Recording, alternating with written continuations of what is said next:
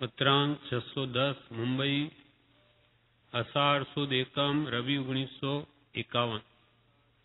આ પત્ર મગનલાલ ખીમચંદ લીંબડી વાળા ઉપર છે। 15 દિવસ પ્રથમ એક અને એક આજે એમ બે પત્ર મળ્યા છે। આજના પત્રથી બે પ્રશ્ન જાણ્યા છે। સંક્ષેપમાં તેનું સમાધાન આ પ્રમાણે છે। કૃપાલદેવે મગનભાઈને લખ્યું કે એક પત્ર થોડા દિવસ પહેલા ને એક આજે મળ્યો છે, એમાં તમે આજના પત્રમાં બે પ્રશ્ન લખ્યા છે। તે પ્રશ્નનું સમાધાન નીચે પ્રમાણે છે। પ્રશ્ન શું છે એ લખ્યો નથી, જવાબ લખ્યો છે। એક, સત્યનું જ્ઞાન થયા પછી મિથ્યા પ્રવૃત્તિ ન ટળે એમ બને નહીં। સત્યનું જ્ઞાન થયા પછી મિથ્યા પ્રવૃત્તિ ન ટળે એમ બને નહીં, કેમ કે જેટલે અંશે સત્યનું જ્ઞાન થાય તેટલે અંશે મિથ્યા ભાવ પ્રવૃત્તિ મટે એવો જીનનો નિશ્ચય છે।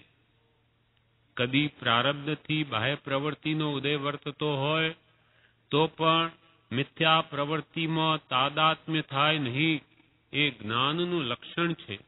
અને નિત્ય પ્રત્યે મિથ્યા પ્રવૃત્તિ પરીક્ષીણ થાય એ જ સત્ય જ્ઞાનની પ્રતીતિનું ફળ છે। મિથ્યા પ્રવૃત્તિ કંઈ પણ ટળે નહીં તો સત્યનું જ્ઞાન પણ સંભવે નહીં। આ પહેલા પ્રશ્નનો જવાબ છે। એમાં કૃપાલદેવે લખ્યું કે સત્યનું જ્ઞાન થયા પછી મિથ્યા પ્રવૃત્તિ ન ટળે એમ બને નહીં। સત્યનું જ્ઞાન એટલે જે પદાર્થનું જે પ્રમાણે યથાર્થ સ્વરૂપ છે તે જાણ્યા પછી તે પ્રવૃત્તિ મિથ્યા હોય તો ટળે જ, જો જ્ઞાન પરિણમ્યું હોય તો। જેમ કે હું આત્મા છું, દેહથી ભિન્ન છું, દેહ મારું સ્વરૂપ નથી, એવું જો યથાર્થ સમજાયું હોય તો એને દેહ પ્રત્યેનો મોહ ઘટે, દેહાધ્યાસ મટે। અને જો મટે નહીં, જો ઘટે નહીં તો એને આત્માનું જ્ઞાન પણ થયું જ નથી। સત્યનું જ્ઞાન એટલે પદાર્થનું યથાર્થ સ્વરૂપનું જ્ઞાન થયા પછી મિથ્યા પ્રવૃત્તિ ન ટળે એમ બને નહીં। ભવ, તન ને ભોગ, આ ત્રણ વસ્તુમાં જીવને અનાદિથી મોહ છે। ભવ એટલે સંસાર, ચાર ગતિરૂપ સંસાર, જે ગતિમાં જન્મે તે રૂપ પોતાને માને છે। આજે આપણે મનુષ્ય છે તો હું મનુષ્ય, તેમાં વળી હું પુરુષ કે હું સ્ત્રી, જે કુલમાં જન્મે તો એનું આને અહમ છે।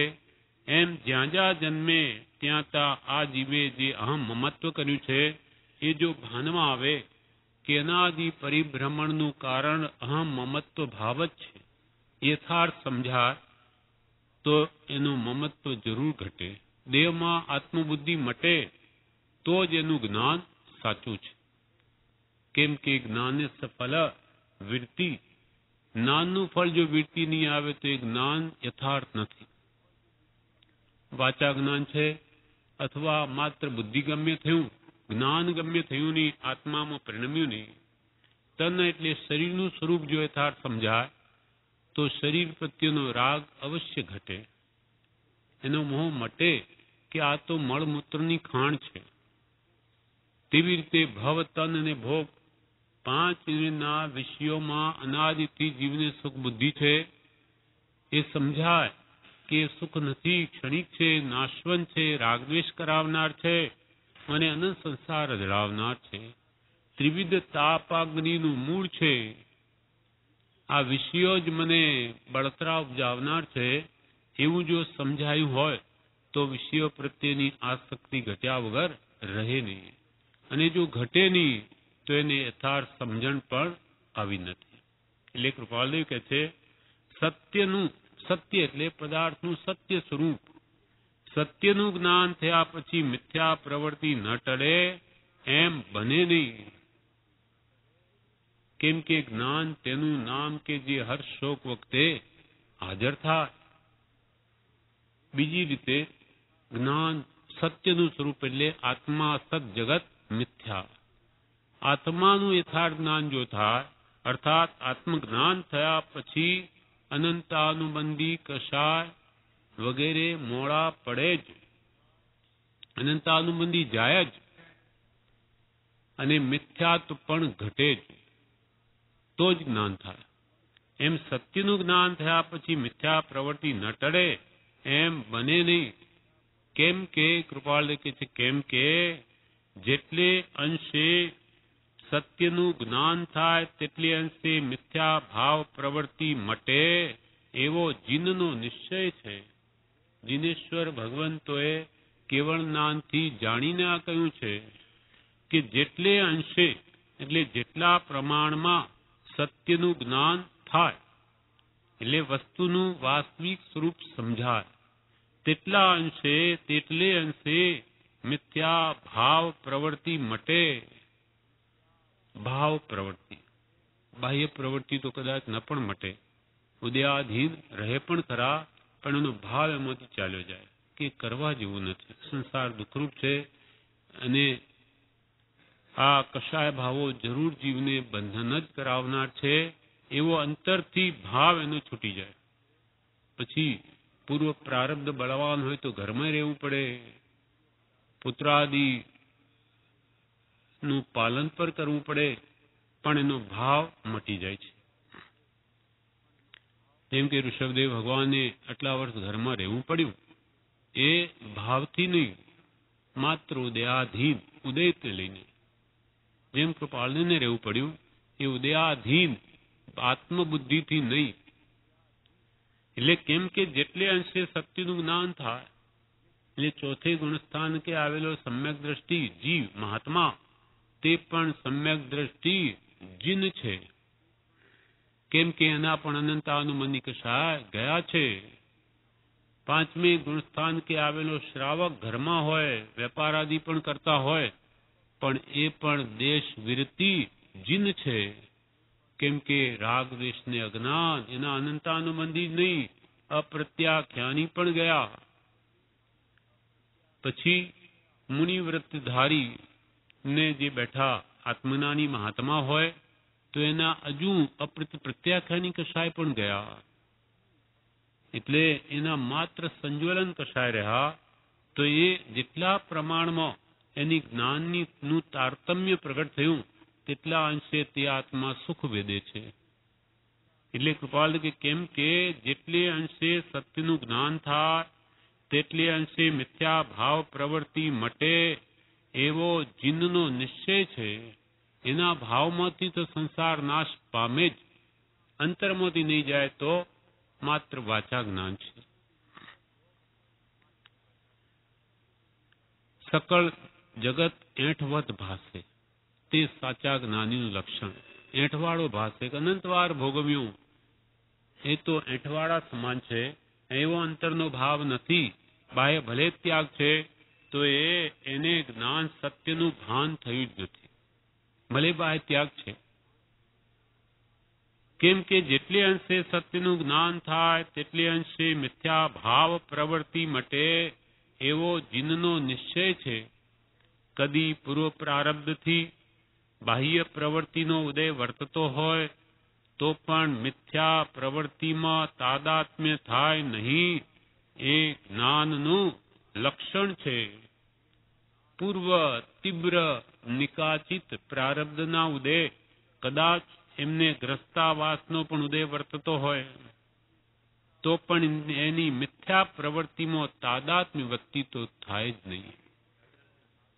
મીન્સ એકાકારપણું, તદ આત્મપણું, બહુ ઉપરથી હોતી ક્રિયા, અંતરંગ લગાવ હોય જ નહીં. આપણને દેખાય ઘરમાં રહેલા પણ એ ખરેખર ઘરમાં નથી. આપણા જેવું જ બહારનું વર્તન દેખાય, વેપાર અથવા કુટુંબાદી, પણ એને કોઈ ધંધાય નથી. કૃપાલ કે બધા લેવા માટે કરતા હશે, બધા પણ અમારી પ્રવૃત્તિ તો દેવા માટે થઈ રહી છે. એનો અંતર આત્મા ક્યાંય આસક્તિ પામતો નથી. તેથી એવો એમનો અનુભવ છે એમને. આપણે તો ઉપરથી માપીએ, ઘરમાં બેઠા એટલે અજ્ઞાની, અને બાય વેશ પહેરીને જંગલમાં જાય એટલે જ્ઞાની. વેશથી માપીએ છીએ. વેશ એ ગજ નથી, અંતર આત્મદશા ઉપર બધો આધાર છે. શુભાશુભ પરિણામની ધારા ઉપર બંધ મોક્ષની વ્યવસ્થા છે, શારીરિક ચેષ્ટા પ્રમાણે નથી. બહારથી ત્યાગી દેખાતો હોય અને અંતરથી મહામોહી હોઈ શકે, બહારથી સંસારી દેખાતો હોય અને વીતરાગ પણ હોઈ શકે. કૃપાલદેવ જેવા કોઈક વિરલા હોય. એમ પ્રારબ્ધ ઉદયથી બાહ્ય પ્રવૃત્તિનો ઉદય વર્તતો હોય તો કે એવા જ્ઞાનીઓને પ્રવૃત્તિ કેવી? તો કે જેમ કોઈ રેલનો ડબ્બો હોય, એને દૂર આમ ફેંકવો હોય તો સ્ટેશન પર આપણે કોઈ વાર જોઈએ કે એન્જિન શું કરે, ધક્કો મારીને પછી જતું રહે. જ્યારે છોડવો હોય એને છોડીને ધક્કો મારીને નીકળી જાય એટલે કેટલાય સુધી ચાલ્યા જ કરે. શું થયું? એમાં કોઈ કળ નથી, પણ એ ધક્કો જે આવ્યો એને લઈને ચાલ્યા કરે છે. એમ જ્ઞાનીને સંસારમાં રહેવું નથી, પણ કર્મનો ધક્કો એવો આવેલો છે પહેલાથી કે એને પ્રવૃત્તિ કરવી પડે છે. કરવી નથી છતાં કરવી પડે છે.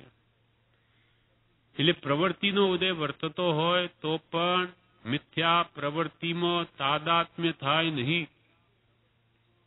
કોઈ મેળામાં ગયા હોઈએ, બહુ જ ગર્દી હોય, સખત ચારે બાજુ. એવું બને છે વૈષ્ણવોના મેળામાં એટલી બધી સખત ગર્દી હોય કે એવા ધક્કા આવે પાછળથી કે એ પોતાને ગમે એટલો સંભાળે તો પણ પડી જાય.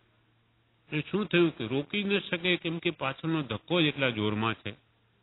એમ આ ભોગાદી પ્રવૃત્તિ, ગ્રહવાસ વગેરે અમુક કર્મના ધક્કાથી નથી રોકી શકાતા, માટે જ જ્ઞાનીઓની આ પ્રવૃત્તિ છે. છતાં તેમાં તેમની તાદાત્મ્ય વૃત્તિ થાય નહીં, એકાકારપણું થાય નહીં. हाँ मिथ्यास मीन्स हाँ अवली श्रद्धा. जिनको सम्यक ज्ञान हो चुका है उनको मिथ्या प्रवृत्ति है नहीं, प्रवृत्ति होते हुए भी अज्ञान नहीं है. हाँ, पर को अपना मानना ही मिथ्यात्व है. वो हाँ बराबर है. એટલે આમાંથી તો મિથ્યાપણું મટી ગયું. એ તો आत्मा कोई अपना मानते हैं, उसके सिवाय सब पर मानते हैं ज्ञानी पुरुष. इसलिए उनको कोई बंधन नहीं है. सब क्रिया करते होते हुए भी એમની બધી ક્રિયા છૂટવા માટે છે. જ્ઞાની પુરુષના ભોગ પણ છોડવા માટે, એમનું ખાવું પણ માત્ર દેહ ટકાવવા, એમની વ્યવસાય આદિ પણ એ દેણું પતાવવા માટે છે. કોઈ એમને ભેગો કરવાનો ભાવ નથી, માટે બંધ નથી. અને આપણને કંઈ પણ ક્રિયા ન કરતા હોઈએ, ઘરમાં જ બેઠા હોઈએ, પણ મેળવવાની ઈચ્છા છે. કંઈક મળે તો સારું, કંઈ ખાઈએ પીએ, પાંચના વિષયો મળે, પૈસા મળે, એવી ભાવના હોવાથી કંઈ નહીં કરતા હોઈએ તો પણ આપણે બંધાઈએ છીએ. કેમ કે ઈચ્છા મેળવવાની છે. જ્યારે જ્ઞાની પ્રવૃત્તિ કરવા છતાંય છોડવાની ઈચ્છા છે. કદી પૂર્વ પ્રારબ્ધથી બાહ્ય પ્રવૃત્તિનો ઉદય વર્તતો હોય તો પણ મિથ્યા પ્રવૃત્તિમાં તાદાત્મ્ય થાય નહીં. જ્ઞાનીઓને એ જ્ઞાનનું લક્ષણ છે. તો જ એ જ્ઞાની. જો એ પ્રવૃત્તિ કરતા એમાં જો રાગ થાય તો એ જ્ઞાની નહીં, એ જ્ઞાનનું લક્ષણ નહીં. જ્ઞાનસ્ય ફલ વૃત્તિ, જ્ઞાનનું ફળ તો ત્યાગ છે. બાહ્ય ત્યાગ ના આવે તો અંતરથી તો ત્યાગ એનો ત્યાગ ભાવ તો હોય જ. એ જ્ઞાનનું લક્ષણ છે. ને નિત્ય પ્રત્યે મિથ્યા પ્રવૃત્તિ પરીક્ષીણ થાય એ સત્ય જ્ઞાનની પ્રતીતિનું ફળ છે. નિત્ય પ્રત્યે હંમેશા મિથ્યા પ્રવૃત્તિ પરીક્ષીણ થાય.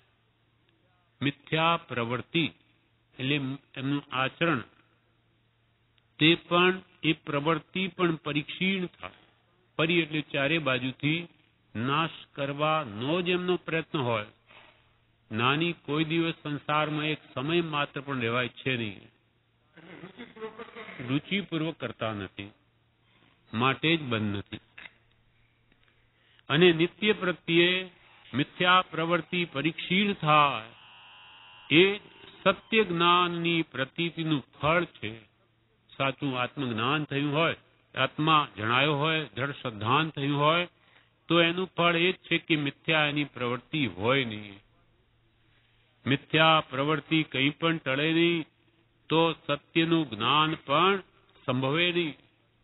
જો એની મિથ્યા એટલી જૂઠી પ્રવૃત્તિઓ ટળે નહીં મોહવાળી, તો પછી એને સત્યનું જ્ઞાન પણ થયું જ નથી. એટલે એવા જ પ્રકારનો કોઈ પ્રશ્ન એમણે મગનલાલે પૂછ્યો હશે, તેનો જવાબ કૃપાળદેવે આપ્યો છે. એટલે એથી આપણે શું સમજવું? આપણી પ્રવૃત્તિમાં કંઈ ફેરફાર થાય નહીં, આપણા રાગદ્વેષ ઘટે નહીં, મોહ ઘટે નહીં, ક્રોધ માન માયાલોભ કશાય ઘટે નહીં, વિષયો મંદ પડે નહીં, તો જાણવું કે હજુ કાંઈ પણ જાણ્યું નથી, સમ્યક રીતે પરિણમ્યું જ નથી, અંદર સમજ્યો જ નથી. જાણ્યું તો તેનું ખરું કે જે મોહે નવી લેપાય અને સુખ દુઃખ આવે, જીવને હર્ષોક નવી થાય. જો કંઈ પણ જાણ્યું તો પછી સુખના કારણોમાં હર્ષ થાય, દુઃખના કારણોમાં ખેદ ન થાય તો જાણ્યું. કેમ કે સમ્યક જ્ઞાનનું તો આ જ ફળ છે. કેમ કે જ્ઞાન તેનું નામ કે હર્ષોક વખતે હાજર થાય. હર્ષના વખતમાં જ્ઞાન હાજર ન થયું તો એ જ્ઞાન જાણ્યું જ નથી, પરિણમ્યું જ નથી. દુઃખના વખતે રડવા બેઠે તો એ જ્ઞાન્યું કે તોય તે કંઈ જાણ્યું નથી. એટલે કૃપાલ મિથ્યા પ્રવૃત્તિ કંઈ પણ જો ટળે નહીં તો તે સત્ય જ્ઞાન, તો સત્યનું જ્ઞાન પણ સંભવે નહીં, તો એને સાચું જ્ઞાન પણ થયું જ નથી. આત્મજ્ઞાન થયા પછી એની અંતરથી બધી વાસનાઓ છૂટી જાય છે.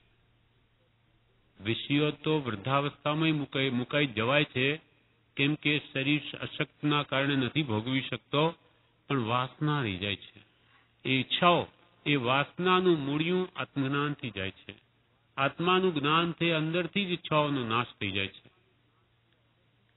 પછી ગમે તે અવસ્થાઓ, યુવા વય હો કે વૃદ્ધાવય હો કે બાલ્ય અવસ્થાઓ, આત્મજ્ઞાન થયું કે એને સંસાર ઝેરરૂપ ભાસે છે.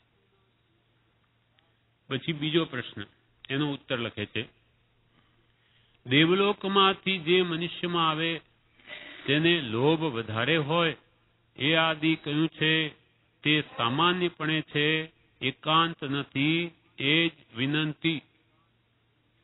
સામાન્યપણે લૌકિકમાં એમ કહેવાય છે કે ભાઈ દેવલોકમાં તો લોભ કશાય વધારે, નરકમાં ક્રોધ વધારે, તિર્યંચમાં માયા વધારે અને મનુષ્યમાં માન વધારે. સામાન્યપણે આ વાત છે. એનો અર્થ એ નથી કે દેવલોકમાં બધા લોભી જ હોય કે મનુષ્યમાં બધા માની જ હોય, એકાંતે નથી. સામાન્યપણે એટલે કૃપાલદેવ કહે છે, દેવલોકમાંથી જે મનુષ્યમાં આવે તેને લોભ વધારે હોય એ આદિ કહ્યું છે તે સામાન્યપણે છે, એકાંત નથી, એ જ વિનંતી. એકાંતે બધા દેવલોકમાંથી આવેલા લોભી જ હોય એમ નથી, પણ સમ્યક દ્રષ્ટિ મહાત્માઓને લોભ હોતો નથી. ત્યાં દેવલોકમાં હોતો નથી, તો અહીંયા ક્યાંથી હોય? તીર્થંકરો, ચક્રવર્તીઓ, જેમ કે ભગવાન મહાવીર સ્વામી, એમને 9 ભાવ મનુષ્યના 8 દેવલોકના થયા. આવી રીતે કરીને એ મોક્ષે પધાર્યા, તો એથી કંઈ એમનામાં લોભ હતો નહીં. નાની મહાત્માઓને એ વાત લાગુ નથી પડતી, એટલે સિદ્ધાંત બધા માટે એક છે જ નહીં. મોક્ષગામી જીવો એથી પર જ છે. એટલે દેવલોક એવો કઈ સિદ્ધાંત કે માની ન લેવો. કૃપાલદેવે એમને કંઈ કહ્યું હશે, એના જવાબ મૂકે છે, દેવલોકમાંથી જે મનુષ્યમાં આવે તેને લોભ વધારે હોય એ આદિ કહ્યું છે તે સામાન્યપણે છે, એકાંત નથી. એકાંત એટલે બધા માટે એવું નથી, એ જ વિનંતી. આ પ્રમાણે આ પત્ર પૂરો થયો, વિવેચન નથી. પત્રાંક 611 મુંબઈ અષાઢ સુદ એકમ રવિ 1951. આ પત્ર નવલચંદ ડોસા મોરબી વાળા ઉપર છે. એમાં કૃપાલદેવે કહ્યું, અમુક વનસ્પતિની અમુક ઋતુમાં જેમ ઉત્પત્તિ થાય છે તેમ અમુક ઋતુમાં વિપરિણામ પણ થાય છે. સામાન્ય રીતે કેરીના રસ સ્પર્શનું વિપરિણામ આર્દ્રા નક્ષત્રમાં થાય છે. આર્દ્રા નક્ષત્ર પછી જે કેરી ઉત્પન્ન થાય છે તેનો વિપરિણામ કાળ આર્દ્રા નક્ષત્ર છે એમ નથી, પણ સામાન્યપણે ચૈત્ર વૈશાખ આદિ માસમાં ઉત્પન્ન થતી કેરી પરત્વે આર્દ્રા નક્ષત્ર વિપરિણામ પણ આર્દ્રા નક્ષત્રે વિપરિણામ પણ સંભવે છે. કોઈ ભાઈએ પૂછ્યું હશે કે આ આર્દ્રા બેસે એટલે કેરીઓ આપણે ખાવાની બંધ કરીએ છીએ, તો પછી આ બધામાં એવું થાય છે કે શું છે? એટલે કહ્યું કે અમુક વનસ્પતિની અમુક ઋતુમાં જે ઉત્પત્તિ થાય છે, જેમ કે અમુક ઋતુમાં આ એપલ આવે, અમુકમાં સંતરા આવે, અમુક સમય દ્રાક્ષ આવે, અમુક સમય કેરી આવે, જે એમ અમુક વનસ્પતિની અમુક ઋતુમાં જેમ ઉત્પત્તિ થાય છે તેમ અમુક ઋતુમાં વિપરિણામ પણ થાય છે. એ સિઝન પૂરી થાય અથવા એ સડી જાય તો એમાં જીવજંતુ પણ પડી જાય છે, ચલિત રસ થઈ જાય છે. સંતરા ઘણા પડ્યા હોય તો કોવાઈ પણ જાય. ચીકુને એમાં લટો પડી જાય, ઈયળો. ચીકુ અમુક ગરમી વધારે પડે એટલે એ વસ્તુ બહુ જોઈને ખાવા જેવી નહીં ખાવે તો વધારે સારું, નહીં તો એમાં ઈયળો ઘણી વખત જોવામાં આવે છે. થોડી ગરમી પડે કે એમાં ઉત્પન્ન થઈ જાય છે, એનું વિપરિણામ થઈ જાય છે. અમુક ઋતુમાં વિપરિણામ એટલે રસનો સ્વાદ ફરી જાય છે અને તેમાં જીવોત્પત્તિ થઈ જાય છે. કૃપાળદેવનો એક પ્રસંગ છે. કૃપાળદેવ અમુક વિરમગામથી કે ક્યાંથી અમદાવાદ આવવાના હતા. એમ અંબાલાલભાઈને ખબર પડી ખંભાત. એટલે અંબાલાલભાઈ, સબુરભાઈ અને ગાંડાભાઈ એ ત્રણ ભાઈઓએ વિચાર કરીને આપણે કૃપાળદેવના દર્શન કરવા જઈએ. સમાગમ જે થાય તે અમદાવાદથી આણંદ સુધી ગાડીમાં તો થશે એવો વિચાર કરી અને અમદાવાદ આવે છે. અમદાવાદ આવ્યા એટલે જે ગાડીમાં કૃપાળદેવ આવવાના હતા પધાર્યા, ત્યાં સ્ટેશન પર બિરાજ્યા. એટલે અંબાલાલભાઈ, સબુરભાઈ, ગાંડાભાઈને થયું કે આપણે કૃપાળદેવ માટે કંઈ લાવીએ. ખંભાતથી આવેલા એટલે એ બહાર જઈને હોટલની ચા લઈ આવ્યા અને એપલ અને દ્રાક્ષ લઈ આવ્યા. લાવીને કૃપાળદેવ આગળ મૂકી. કૃપાળદેવે ચા પીવાની આપ કહ્યું, સાહેબ આ લો. ના પાડી, ચાની ના પાડી દીધી. તો કે આ ફ્રૂટ આપ, તોય ના પાડી દીધી. એટલે એમને થયું કેમ નહીં લીધું હશે.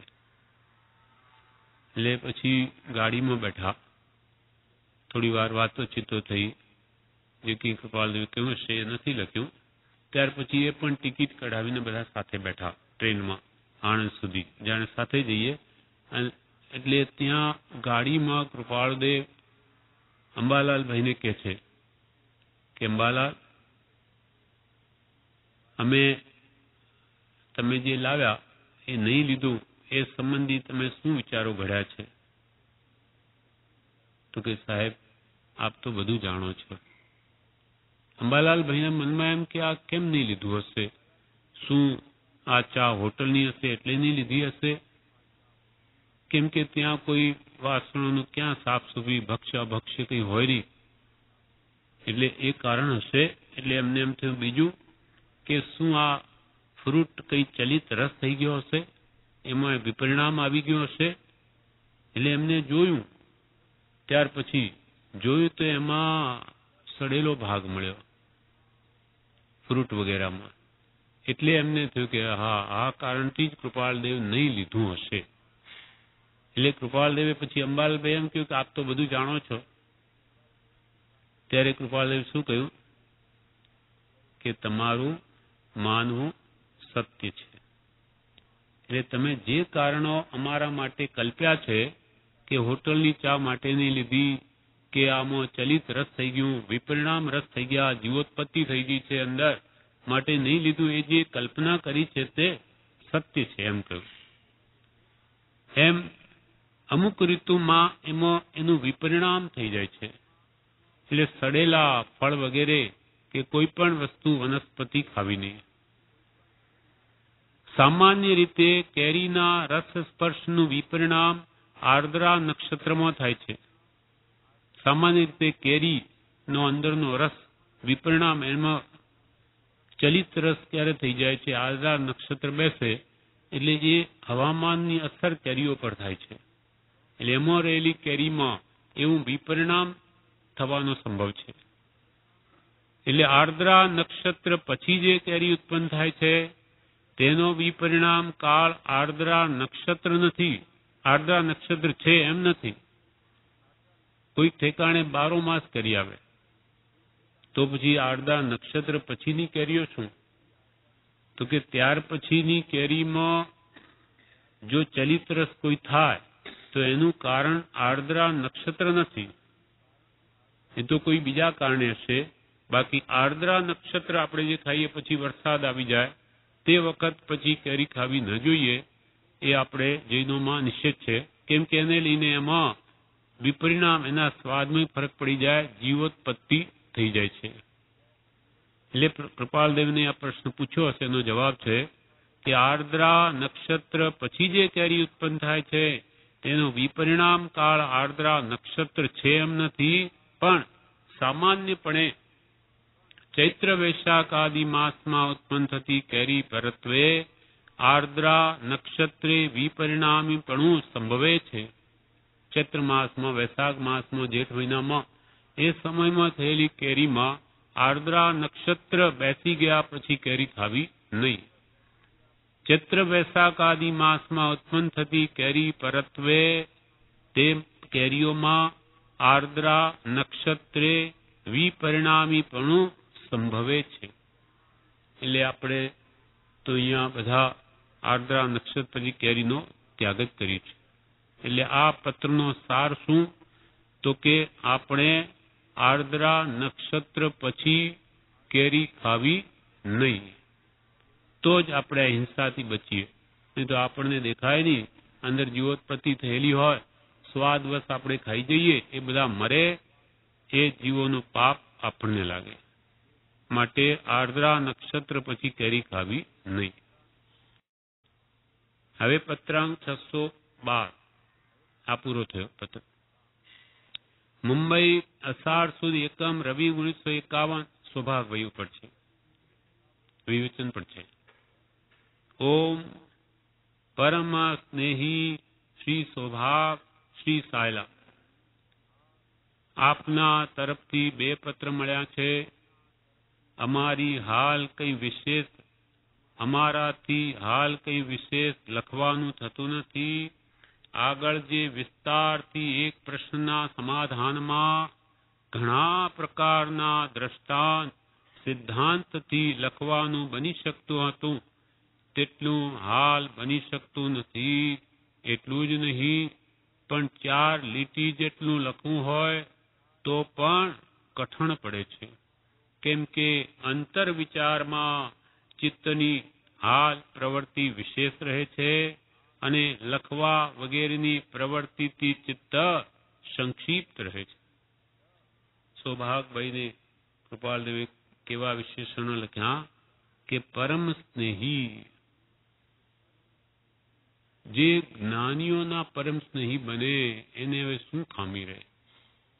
કેમ કે સત્પુરુષોની કૃપા દ્રષ્ટિએ જ સમ્યક દર્શન છે. તો કેવી કૃપા થઈ સૌભાગભાઈ ઉપર કે અંતે કે છે કેવળ જ્ઞાન પ્રગટશે તો કહીશ.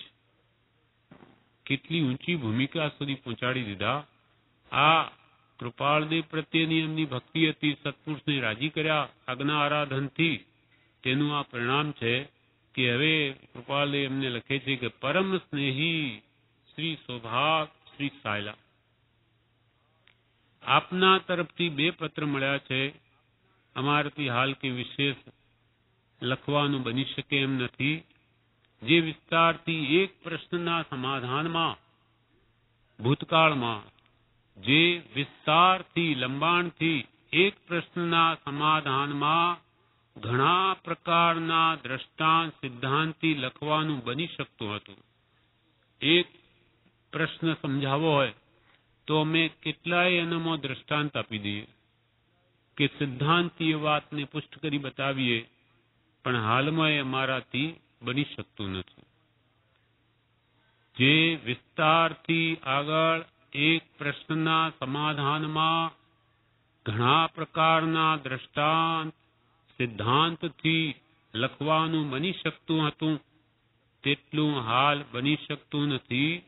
એટલું જ નહીં, પણ 4 લીટી જેટલું લખવું હોય તો પણ કઠણ પડે છે.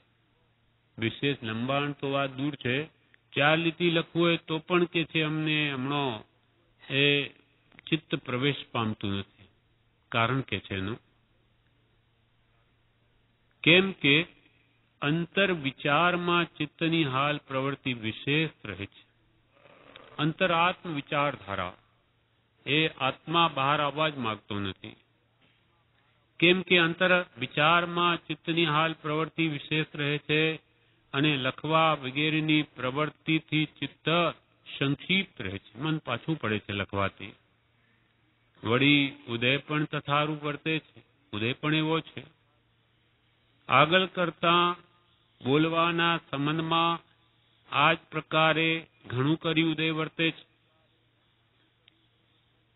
પહેલા કરતા લખવામાં જેમ મન પાછું પડે તેમ બોલવામાં પણ એવું જ છે.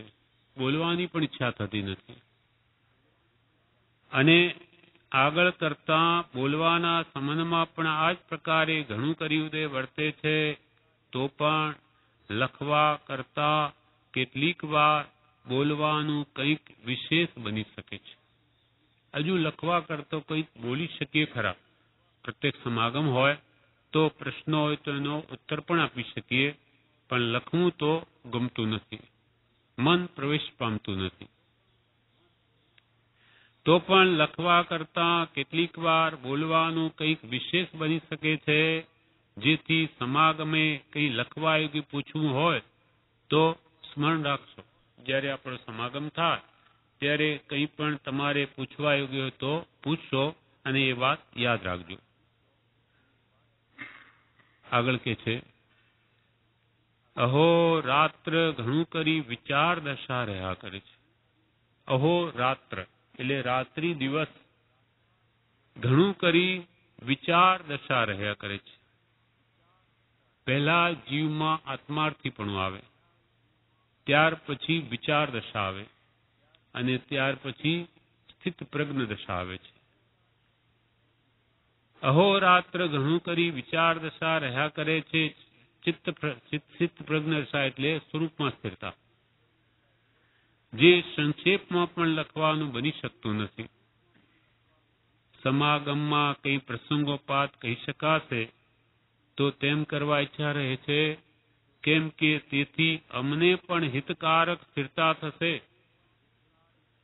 સમાગમમાં તમારી સાથે કઈ પ્રશ્નોત્તર થશે તો તેથી અમને પણ હિતકારક સ્થિરતા થશે. અમને પણ આત્મા અને હિતરૂપ એવી અમારા આત્મામાં વિશેષ સ્થિરતા થશે. સમાગમમાં કઈ પ્રસંગોપાત કહેવાનું થશે, કહી શકાશે એમ ઈચ્છા રહે, કરવા ઈચ્છા રહે છે.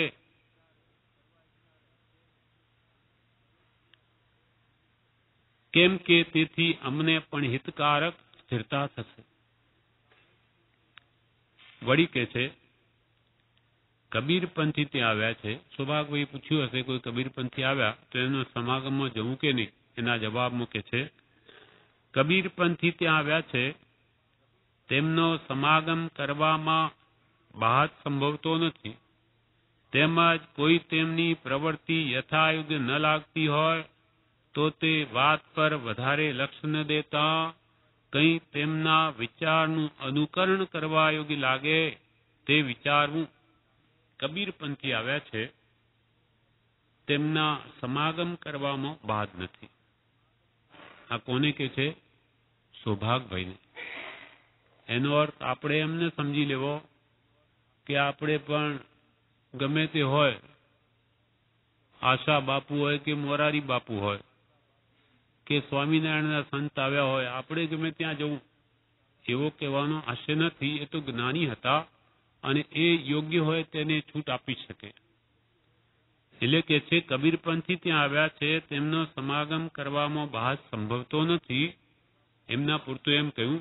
તેમજ કોઈ તેમની પ્રવૃત્તિ યથાયોગ્ય ન લાગતી હોય, કોઈ એમની કબીરપંથીની પ્રવૃત્તિ તમને યથાયોગ્ય ન લાગતી હોય તો તે વાત પર વધારે લક્ષ ન દેતા, એ તમારે એક બાજુ મૂકવું.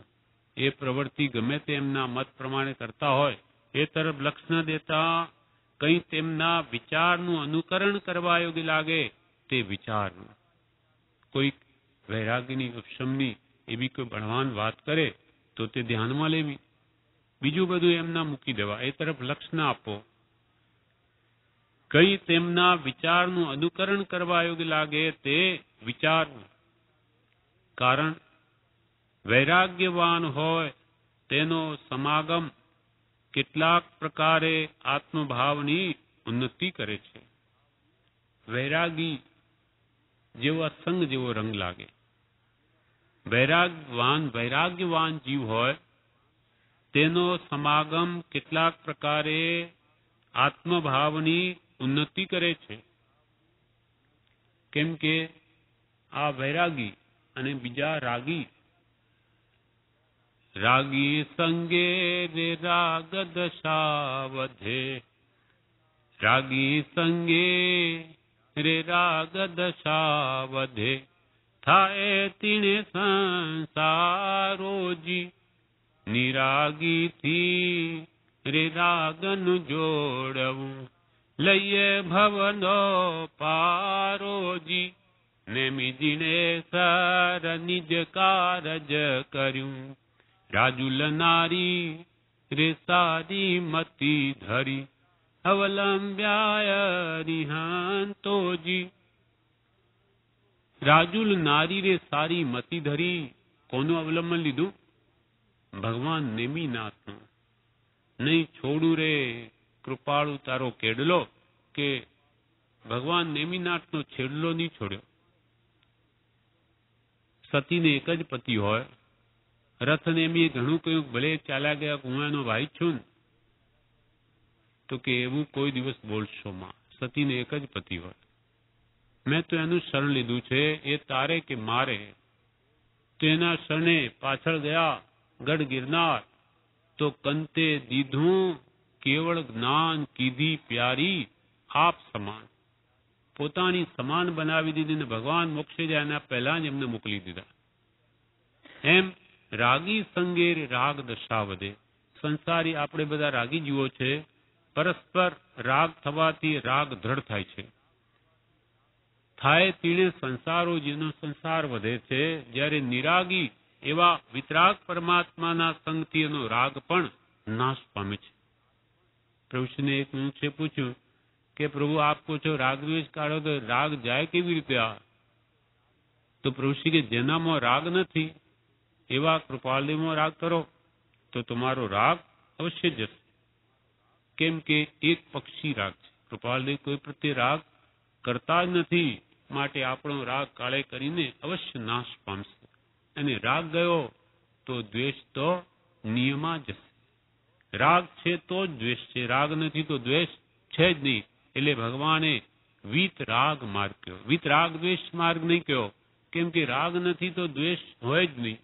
કોઈ વસ્તુ પ્રત્યે આપણને પ્રેમ હોય તો એ કોઈ લઈ જાય, તૂટે, ભાંગે તો એના પ્રત્યે દ્વેષ થાય, પણ મારી છે જ નહીં, રાગ જ ન હોય તો દ્વેષ કોના પર કરે? દ્વેષ ઉત્પન્ન જ નહીં થાય. એટલે વૈરાગ્યવાન હોય તેનો સમાગમ કેટલાક પ્રકારે આત્મભાવની ઉન્નતિ કરે છે. સાયલે અમુક વખત સ્થિરતા કરવા સંબંધી આપે લખ્યું, તે વાત હાલ ઉપશમ કરવાનું ઘણું કરી ચિત્ત રહે છે. કેમ કે લોક સંબંધી સમાગમથી ઉદાસ ભાવ વિશેષ રહે છે. સાયલે આવવાનું કે છે સૌભાગભાઈ.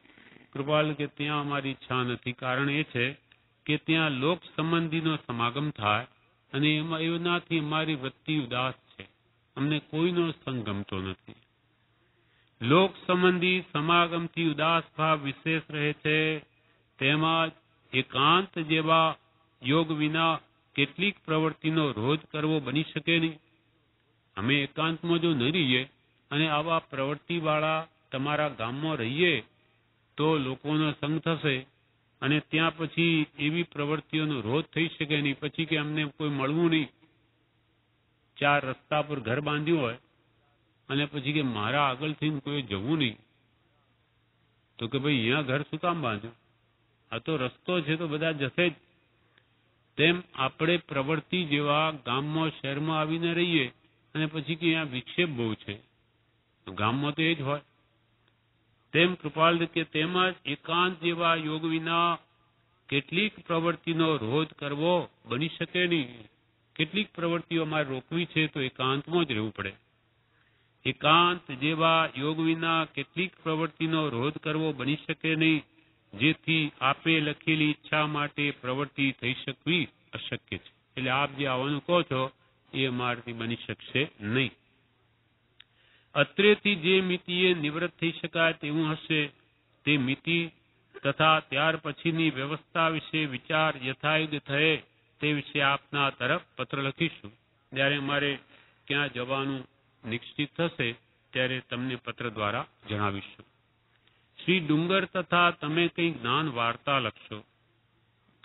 ડુંગરસિંહ ભાઈ કે તમે કંઈક વાંચ્યું હોય, વિચાર્યું હોય તો એવી કઈ જ્ઞાન વાર્તા લખશો.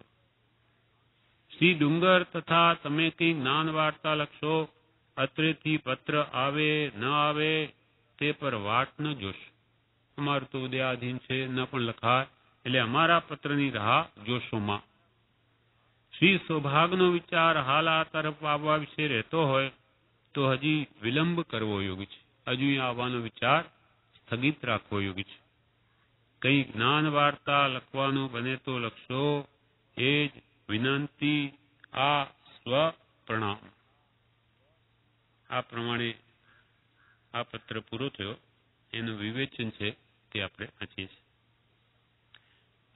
પત્રાંક 612 વિવેચન. શ્રીમદ રાજચંદ્ર આશ્રમ અગાસ, ભાદ્રવા સુદ 8મ સંમત 2009. પૂજ્યશ્રી કહે, જ્ઞાની પુરુષો વિચારીને બધા વિશેષણો લખે છે. પરમ સ્નેહી લખ્યું શ્રી સૌભાગ એ વિચારીને લખ્યું છે. ખરેખર સ્નેહ કરવા એક એવો પુરુષ છે જેની છૂટવાની આત્માર્થી છે, છૂટવાની કામના છે, ખરી જિજ્ઞાસા છે, તેથી એમણે લખ્યું છે કે અમથું લખ્યું નથી. જ્ઞાની પુરુષો વિચારીને બધા વિશેષણો લખે છે. જેમ જેમ દશામાં વધવું થાય છે, જેમ જેમ દશામાં વધવું થાય છે તેમ તેમ વધારે બોલવું, ખાવું, પીવું એ બધો પ્રમાદ કહેવાય છે. જેમ જેમ દશા વધે તેમ એની પ્રવૃત્તિ ઘટતી જાય છે. બોલવું, મૌન થવામાં મન એને રહે છે, કોઈને મળવાનો ભાવ થતો નથી, ખાવું પીવું પણ ઘટવા લાગે. જેમ જેમ દશામાં વધવું થાય છે તેમ તેમ વધારે બોલવું, ખાવું, પીવું એ બધો એને પ્રમાદ લાગે. અપ્રમત્ત દશામાં બહારની બધી પ્રવૃત્તિ સમાઈ જાય છે, કેમ કે ત્યાં તો ધ્યાન દશા છે. સમ્યક દર્શન થયા પછી એવું થાય છે, સંકિત આવ્યા પછી એવું થાય છે. પહેલા તો ચિત્ત પત્ર લખવામાં કામ કરતું હતું, પણ હવે તો આત્મામાં ચિત્ત રહે છે, તેથી લખવું વગેરે પડ્યું રહે છે. આત્મવિચાર ચાલ્યા કરે છે. પ્રારબ્ધનો ઉદય એવો છે કે પત્ર લખાય નહીં. લખવામાં ચિત્ત વધારે પ્રવર્તું નથી, બોલવામાં કંઈ ચિત્ત રહે છે, તેથી સમાગમે પૂછવાનું રાખશો. પહેલા આત્માર્થી દશા હોય છે, પછી વિચાર દશા જાગે છે અને પછી સ્થિત પ્રજ્ઞ દશા હોય છે. પહેલા તો આત્માર્થી પણ આવે જીવમાં, કશાયની ઉપશાંતા થતા માત્ર મોક્ષ અભિલાષ ભવે કેદ પ્રાણી દયા ત્યાં આત્માર્થ નિવાસ. ત્યાર પછી વિચાર દશા આવે છે. એટલે દેહથી ભિન્ન એવું આત્માનું સ્વરૂપ જણાય, અંતર્મુખ થઈ જાય છે અંતરાત્મા, અને પછી પરમાત્મ સ્વરૂપ પ્રગટે અને સહજાત્મ સ્વરૂપમાં સ્થિતિ થાય તે સ્થિત પ્રજ્ઞ દશા છે. એટલે કોઈએ આ પૂછ્યું હશે બ્રહ્મચારીની સ્થિત પ્રજ્ઞ દશા શું? એટલે પત્રાંક 222 પત્ર સુધામાં જણાવે છે, હવે સ્થિત પ્રજ્ઞના લક્ષણ શ્રીમદ ભગવત ગીતામાંથી ઉતારી મોકલું છું, તે વિચાર સોજી. આ વેદાંતનો શબ્દ છે સ્થિત પ્રજ્ઞ દશા. એટલે કે ભગવત ગીતામાંથી આ સ્થિત પ્રજ્ઞ શું, એનો શું ત્યાં અર્થ છે કે લક્ષણ શું સ્થિત પ્રજ્ઞના તે લખું છું તે જાણશો જી. અર્જુન પૂછે છે, અધ્યાય 2 શ્લોક 54 થી 72 વાત છે ભગવદ્ ગીતામાં. તેમાં અર્જુન પૂછે છે કે હે કેશવ, શ્રી કૃષ્ણ મહાત્માને પૂછે છે. અર્જુન પૂછે છે કે હે કેશવ, સમાધિમાં રહેલા સ્થિત પ્રજ્ઞનું લક્ષણ શું? સ્વરૂપસ્થ થયેલા, ધ્યાનસ્થ થયેલા, અપ્રમત્ત દશામાં રહેલા એવા સ્થિત પ્રજ્ઞનું લક્ષણ શું? સ્થિત પ્રજ્ઞ કેવી રીતે બોલે, કેવી રીતે બેસે, કેવી રીતે ઇન્દ્રિયોનો નિગ્રહ કરે અને કેવી રીતે વર્તે? આ પ્રશ્ન અર્જુને પૂછ્યા. તેના જવાબમાં શ્રી ભગવાન બોલ્યા, શ્રી કૃષ્ણ મહાત્મા બોલ્યા, હે પાર્થ, એટલે હે અર્જુન, જ્યારે મનમાં રહેલી સર્વ કામનાઓને મનુષ્ય તજી દે છે અને આત્મા વડે જ આત્મામાં સંતોષ પામે છે, ત્યારે તે સ્થિત પ્રજ્ઞ કહેવાય છે. જ્યારે મનમાં રહેલી કામનાઓ, ઈચ્છાઓ, વાસનાઓનો સર્વથા નાશ થઈ જાય છે, જ્યારે મનમાં રહેલી સર્વ કામનાઓ મનુષ્ય તજી દે છે, એટલે કે પુરુષાર્થ વડે એને મૂકી દે છે અને આત્મા વડે આત્મામાં જ સંતોષ પામે છે, ત્યારે તે સ્થિત પ્રજ્ઞ કહેવાય છે. જેની કોઈ ઈચ્છા હવે રહી નથી, માત્ર સ્વરૂપમાં રમણતા કરવી, સ્વરૂપસ્થ થવું એ જેનો ભાવ છે તેને સ્થિત પ્રજ્ઞ કહ્યા છે. દુઃખોમાં ઉદ્વેગ રહિત મનવાળો બળીએ ચિત્તપ્રજ્ઞ કેવા હોય કે દુઃખ આવે તો પણ એના હૃદયમાં ઉદ્વેગ નહીં થાય.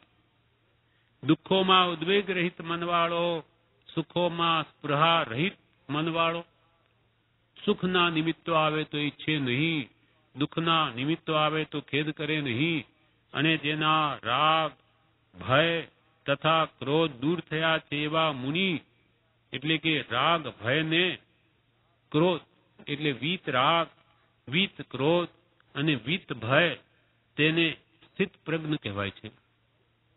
જે સર્વત્ર આસક્તિ વિનાનો હોય, જેમ તે શુભ કે અશુભ પામીને આનંદ પામતો નથી કે દ્વેષ કરતો નથી, તેની બુદ્ધિ સ્થિર થયેલી છે.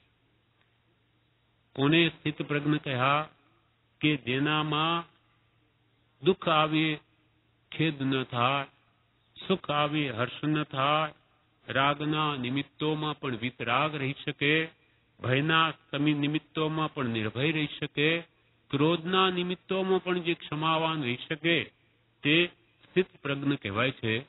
એમ શ્રી કૃષ્ણે અર્જુનને કહ્યું. જે સર્વત્ર આસક્તિ વિનાનો હોય, તે શુભ કે અશુભ પામીને આનંદ પામતો નથી કે દ્વેષ કરતો નથી, તેની બુદ્ધિ સ્થિર થયેલી છે. સ્થિત પ્રજ્ઞ, જેની બુદ્ધિ સ્થિર થઈ ગઈ, કોઈ ઈચ્છાઓ જેને રહી નહીં, સ્વરૂપસ્થ થવાની જેની કામના છે, તે સ્થિત પ્રજ્ઞ છે. એટલે પહેલા આત્માર્થી પણ આવે. 613 મુંબઈ 18/11 બુધ 1951. આ પત્ર ત્રિભુવનભાઈ ઉપર છે એમ લખ્યું છે. આ પ્રશ્ન છે, કયા ત્રિભુવનભાઈ? 2 ત્રિભુવનભાઈ છે, ના બીજા એક ફરી છે. હા, એક કોણ છે એટલે જ પ્રશ્ન વિરામ. આ છે કે એ છે, શું છે ખબર નહીં, શંકાજનક છે બધા. આમાં કશાય સંબંધી વાત કરે છે. જે કશાય પરિણામથી અનંત સંસારનો સંબંધ થાય, તે કશાય પરિણામને જીન પ્રવચનમાં અનંતાનુબંધી સંજ્ઞા કહી છે. જે કશાય પરિણામથી અનંત સંસારનો સંબંધ થાય, તે કશાય પરિણામને જીન પ્રવચનમાં અનંતાનુબંધી સંજ્ઞા કહી છે. જે કશાયમાં તન્મયપણે અપ્રશસ્ત માઠા ભાવે તીવ્ર ઉપયોગે આત્માની પ્રવૃત્તિ છે, ત્યાં અનંતાનુબંધીનો સંભવ છે. કૃપાલદેવે કહ્યું, જે કશાય પરિણામથી, એટલે જે કશાયના ભાવોથી. કશાય એટલે શું? તો કે ક્રોધ, માન, માયા, લોભ, એમાં બધું આવી ગયું. વિષય કસાય સંસાર થયે પાંચે ઇન્દ્રિયોના વિષયો પણ એમાં સમાઈ ગયા. લોભ કષાયમાં ઈચ્છા માત્ર લોભ હોવાથી બધું એમાં આવી ગયું. એટલે કષાય કહ્યા એટલે એમાં વિષય કષાય બધું જ આવવાથી જે તીવ્ર ભાવે રાગ દ્વેષના તીવ્ર ભાવથી જો જીવ કષાય કરે તો તે અનંત સંસાર વધારે છે. જે કષાય પરિણામથી એટલે જે કષાયના ભાવોથી અનંત સંસારનો સંબંધ થાય એટલે અનંત સંસાર વધે તેવા કષાય પરિણામને એટલે કષાય ભાવોને જીન પ્રવચનમાં એટલે આગમમાં અનંતાનુબંધી સંજ્ઞા કરી છે. એનું અનંતાનુબંધી નામ આપ્યું. અનંત સંસાર વધારે માટે અનંત અનુબંધ કરાવે કર્મોનો, તેથી એને અનંતાનુબંધની સંજ્ઞા એટલે નામ કહ્યું છે. એ વિશે કૃપાલદેવે એક બીજા ઠેકાણે કહ્યું છે, બીજા પત્રમાં. હા, ઘણા પત્રો છે. 397માં પણ કહ્યું છે પત્રાંક. હા, એમાં કહ્યું આ એ ત્રિભુવનભાઈ ખંભાત ઉપર જ છે આ પત્ર કે જ્ઞાની પુરુષની અવજ્ઞા બોલવી તથા તેવા પ્રકારના પ્રસંગમાં ઉજમાલ થવું એ જીવનું અનંત સંસાર વધવાનું કારણ છે, એમ તીર્થંકર કહે છે. જ્ઞાની પુરુષની અવજ્ઞા બોલવી એટલે એમનાથી વિપરીત કહેવું અથવા એમની આશાતના કરવી, એમની નિંદા કરવી, તેવા પ્રકારના પ્રસંગમાં ઉજમાલ થવું, એમાં અનુમોદન કરવું એ જીવનું અનંત સંસાર વધવાનું કારણ છે, એમ તીર્થંકર ભગવાન કહે છે. તે પુરુષના ગુણગ્રામ કરવા, તે પ્રસંગમાં ઉજમાલ થવું અને તેની આજ્ઞામાં સરળ પરિણામે પરમ ઉપયોગ દ્રષ્ટિએ વર્તવું એ અનંત સંસારને નાશ કરનારું તીર્થંકર કહે છે. અને એવા જ્ઞાની પુરુષો સતદેવ ગુરુને ધર્મ એના ગુણગ્રામ કરવા, એની પ્રશંસા કરવી, એની ભક્તિમાં ઉજમાળ થવું, ઉલ્લાસ પરિણામ લાવવા અને તેની આજ્ઞાને સરળ પરિણામે પરમ ઉપયોગ દ્રષ્ટિએ આરાધવી તે અનંત સંસારને નાશ કરનારું તીર્થંકર ભગવાન કહે છે. એટલે દેવગુરુ ધર્મની નિંદા એ અનંત સંસાર વધવાનું કારણ છે અને એની પ્રશંસા, એની ભક્તિ તે અનંત દોષને નાશ કરવા સમર્થ છે. જેટલો લાભ એટલો જ નુકસાન છે. વિપરીત રીતે પરિણમે તો અનંત સંસાર વધે અને સમ્યક રીતે પરિણમે તો અનંત સંસારનો નાશ થાય. અને તે વાક્યો જીનાગમને વિશે છે. કૃપાલ કે જીન આગમ, જીનેશ્વર ભગવંતે જે આગમો ભાખ્યા તેમાં પણ આ વાત છે.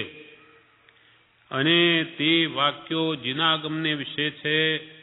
ઘણા જીવો તે વાક્યો શ્રવણ કરતા હશે, તથાપિ પ્રથમ વાક્યને અફળ અને બીજા વાક્યને સફળ કર્યું હોય એવા જીવો તો ક્વચિત જોવામાં આવે છે. પરંતુ પ્રથમ વાક્યને તો અફળ એટલે કે જ્ઞાની પુરુષની આશાતના કરવી નહીં, એવા કરવી જે કહ્યું છે એને અફળ કરે કે કરેલી જ્ઞાની પુરુષની આશાતના, અને બીજા વાક્યને સફળ એટલે કે જ્ઞાની પુરુષના ગુણગ્રામ કરે એવા જીવો તો ક્વચિત જોવામાં આવે છે, બહુ જ થોડા. પ્રથમ વાક્યને સફળ અને બીજા વાક્યને અફળ એમ જીવે અનંત વાર કર્યું છે. જ્ઞાની પુરુષની આશાતના જાણે જાણે અનંત વાર કરી છે. આ જીવ એક કારણ રજળવામાં એક આ પણ છે કે આશાતનાથી પણ જીવ ઘણો રજળ્યો છે. અજ્ઞાન અવસ્થાએ ગમે તેમ બોલી ઉઠે અને એને ભાન ન હોય કે સામો કોણ છે, તેથી અનંત સંસાર વધારી દે. પ્રથમ વાક્યને સફળ અને બીજા વાક્યને અફળ એમ જીવે અનંત વાર કર્યું છે, તેવા પરિણામમાં આવતા તેને વખત લાગતો નથી. મોઢે નિંદા કરવામાં એને કંઈ સમય લાગતો નથી. તેવા પરિણામમાં આવતા તેને વખત લાગતો નથી, કારણ કે અનાદિકાલથી મોહ નામનો મદિરા તેના આત્મામાં પરિણામ પામ્યો છે. અનાદિકાલથી આ દર્શનમાં મિથ્યાત્વ, અગૃહિત મિથ્યાત્વ અનાદિથી છે. એવો જે મદિરા તેના આત્મામાં પરિણામ પામ્યો છે, માટે વારંવાર વિચારી તેવા પ્રસંગમાં યથાશક્તિ યથા બળવીર્યે ઉપર દર્શિત કર્યા છે જે પ્રકાર, તે પ્રકારે વર્તવું યોગ્ય છે. માટે વારંવાર વિચારીને એવા પ્રસંગમાં યથાશક્તિ યથા બળવીર્ય આચરીને પણ નાની પુરુષના ગુણગ્રામ કરવા વગેરે તેમાં પુરુષાર્થ કરવો, પણ એની નિંદા કોઈ પણ રીતે આપણાથી નહીં થાય, અવગના કે આશાતના, તે ધ્યાન રાખવું. નહીં તો અનંત સંસાર વધી જશે. એટલે જે કશાય પરિણામથી, જે કશાયના ભાવોથી અનંત સંસારનો સંબંધ થાય, એટલે કે અનંત સંસાર વધે, તે કશાય પરિણામને જીન પ્રવચનમાં, જીનેશ્વર ભગવંતના આગમમાં અનંતાનુબંધી અનંત કર્મનો અનુબંધ કરાવે એવી સંજ્ઞા એટલે નામ આપ્યું છે. જે કશાયમાં તન્મયપણે અપ્રશસ્ત માઠા ભાવે તીવ્ર ઉપયોગે આત્માની પ્રવૃત્તિ છે, ત્યાં અનંતાનુબંધીનો સંભવ છે. જે કશાયમાં, જે ક્રોધાદિ ભાવોમાં, ક્રોધમાન માયા લોભાદિ ભાવોમાં તન્મયપણે, તલ્લીનપણે, તદાકારપણે તે રૂપ થઈ, જે કશાયમાં તન્મયપણે અપ્રશસ્ત એટલે માઠા ભાવે, ખરાબ ભાવે, કોઈનું બુરું ચિંતવી, ખરાબ કરવાના ભાવે, તન્મયપણે અપ્રશસ્ત માઠા ભાવે તીવ્ર ઉપયોગે, તીવ્ર રૂપ ધારણ કરી વિશેષ ક્રોધાદિ પરિણામથી તીવ્ર ઉપયોગે આત્માની જ્યાં પ્રવૃત્તિ છે ત્યાં અનંતાનુબંધીનો સંભવ છે. તીવ્ર કશાય ભાવો જ્યાં હોય અને મલિન આશય હોય અને કશાયોમાં તન્મયતા હોય, તદાકારપણું હોય, તે રૂપ થાય, થઈ જાય, તેને જ્ઞાની પુરુષોએ અનંત સંસાર વધવાનું કારણ કહ્યું છે અને તેનું નામ અનંતાનુબંધી કશાય એમ આપ્યું છે. એના વિશે કૃપાલદેવે પત્રાંક 622 કહ્યું કે અનંતાનુબંધીનો બીજો પ્રકાર લખ્યો છે તે વિશે વિશેષાર્થ નીચે લખ્યાથી જાણશો. અનંતાનુબંધીનો બીજો પ્રકાર કેવી રીતે છે તે નીચે લખ્યાથી જાણશો. ઉદયથી અથવા ઉદાસ ભાવ સંયુક્ત મંદ પરિણત બુદ્ધિથી ભોગાદિને વિશે પ્રવૃત્તિ થાય ત્યાં સુધીમાં જ્ઞાનીની આજ્ઞા પર પગ મૂકીને પ્રવૃત્તિ થઈ ન સંભવે, પણ જ્યાં ભોગાદિને વિશે તીવ્ર તન્મયપણે પ્રવૃત્તિ થાય ત્યાં જ્ઞાનીની આજ્ઞાની કઈ અંકુશતા સંભવે નહીં, નિર્ભયપણે ભોગ પ્રવૃત્તિ સંભવે, જે નિર્ધ્વંસ પરિણામ કહ્યા છે. તેવા પરિણામ વર્તે ત્યાં પણ અનંતાનુબંધીનો સંભવ છે.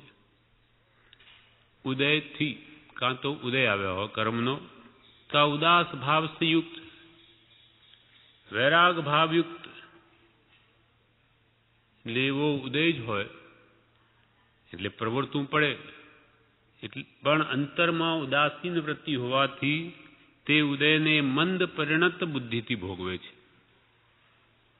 જેમ કે આપણને કંઈ વાગી ગયો હોય તો મલમપટ્ટી કરીએ અને માનીએ કે ઠીક છે હવે સારું છે, પણ એ સારું નથી, પણ જે વધારે પીડા હતી એના કરતો ઠીક છે, ઓછી છે. તેમ હવે શું કરીએ, પૂર્વે બાંધેલા કર્મો ઉદયમાં આવ્યા, ભોગવવા તો પડશે જ, પણ એમાં મંદ પરિણત બુદ્ધિ હોય. ઉદયથી અથવા ઉદાસ ભાવ સંયુક્ત મંદ પરિણત બુદ્ધિથી ભોગાદિને વિશે પ્રવૃત્તિ થાય, ભોગમાં એને પ્રવર્તવું પડે, ભોગાદિને વિશે પ્રવૃત્તિ થાય. એટલે મંદ ઉદયથી જે પ્રવર્તે વૈરાગ ઉદાસ ભાવ સંયુક્ત તેને ભોગમાં પણ યોગ સાંભળે. ના, સામાન્ય વ્યક્તિ પણ કરી શકે. ભોગમાં યોગ સાંભળે તે હળુ કર્મીનું લક્ષણ છે. એટલે કોઈ હળુ કર્મી વિશે સંસાર નહીં રહ્યો હોય તેને પણ અંદરથી ઉદાસ પ્રતિ રહ્યા કરે કે આ બધું હે ભગવાનનું ક્યારે છૂટીશ. ઉદયથી અથવા ઉદાસ ભાવ સંયુક્ત મંદ પરિણત બુદ્ધિથી ભોગાદિને વિશે પ્રવૃત્તિ થાય ત્યાં સુધીમાં જ્ઞાનીની આજ્ઞા પર પગ મૂકીને પ્રવૃત્તિ થઈને સંભવે. જ્ઞાનીની આજ્ઞા ઉપર કે ભાઈ હવે આ રીતે ભોગાદિમાં પ્રવર્તે એ સ્વઈચ્છાથી નથી, તીવ્ર કર્મના ધક્કાથી છે. માટે જ્ઞાનીની આજ્ઞા પર એને પગ મૂક્યો એમ કહી ન શકાય. પણ જ્યાં ભોગાદિને વિશે તીવ્ર તન્મયપણે પ્રવૃત્તિ થાય ત્યાં જ્ઞાનીની આજ્ઞાની કઈ અંકુશતા સંભવે નહીં, નિર્ભયપણે ભોગ પ્રવૃત્તિ સંભવે. પણ જ્યાં ભોગાદિને વિશે તીવ્ર તન્મયપણે પ્રવૃત્તિ થાય એટલે 5 ઇન્દ્રિયના વિષયોમાં આસક્તિપૂર્વક રાચી માચીને એમાં એ જો પ્રવર્તે તો તે જ્ઞાનીની આજ્ઞાની ત્યાં અંકુશતા એને રાખી નથી. નિર્ભયપણે ભોગમાં પ્રવર્તે છે માટે એને જ્ઞાનીઓ નિર્ધ્વંસ પરિણામ થયા, ઘાતકી પરિણામ, ક્રૂર પરિણામ, નિર્દય પરિણામ. એ પોતાના આત્માના ગુણોને જ ઘાતે છે. પણ જ્યાં ભોગાદિને વિશે તીવ્ર તન્મયપણે પ્રવૃત્તિ થાય ત્યાં જ્ઞાનીની આજ્ઞાની કંઈ અંકુશતા સંભવે નહીં, નિર્ભયપણે ભોગ પ્રવૃત્તિ સંભવે, જે નિર્ધ્વંસ પરિણામ કહ્યા છે. નિર્ધ્વંસ એટલે ઘાતકી, આત્માના ગુણોને ઘાતે એવા પરિણામ કહ્યા છે. તેવા પરિણામ વર્તે ત્યાં પણ અનંતાનુબંધી સંભવે છે. એટલે અમુક અવસ્થા થઈ ગઈ હોય છતાં પણ ભોગની આસક્તિ તૂટે નહીં તેને પણ નિર્ધંસ પરિણામ કહ્યા છે. અને જ્ઞાની મળ્યા પછી પણ જો એને ભોગમાં તીવ્ર આસક્તિ રહેતી હોય તો હજુ અનંતાનુબંધી કશાયનો જ સંભવ છે. તેમજ હું સમજું છું, મને બાદ નથી, એવા ને એવા બફમર હે અને ભોગથી નિવૃત્તિ ઘટે છે અને વળી કંઈ પણ પુરુષત્વ કરે તો થઈ શકવા યોગ્ય છતાં પણ મિથ્યા જ્ઞાનથી જ્ઞાન દશામાંની ભોગાદિકમાં પ્રવર્તના કરે ત્યાં પણ અનંતાનુબંધી સંભવે છે. હું જાણું છું મને કંઈ બાદ નહીં થાય. આ ભોગાદિમાં પ્રવર્તું ને તોય હું તો ઉપયોગ જાગ્રત રાખીશ એમ કરીને બફમમાં રહે અને ભોગથી નિવૃત્તિ ઘટે છે, કંઈક ઉપાય કરે તો ઘટે એમ છે, મૂકી શકે એમ પણ છે, છતાં એવી પોતાની શક્તિ માની કે હું તો મને બધી ખબર છે એમ જાણીને એમાં એવી પ્રવર્તના કરે ત્યાં પણ અનંતાનુબંધીનો સંભવ છે.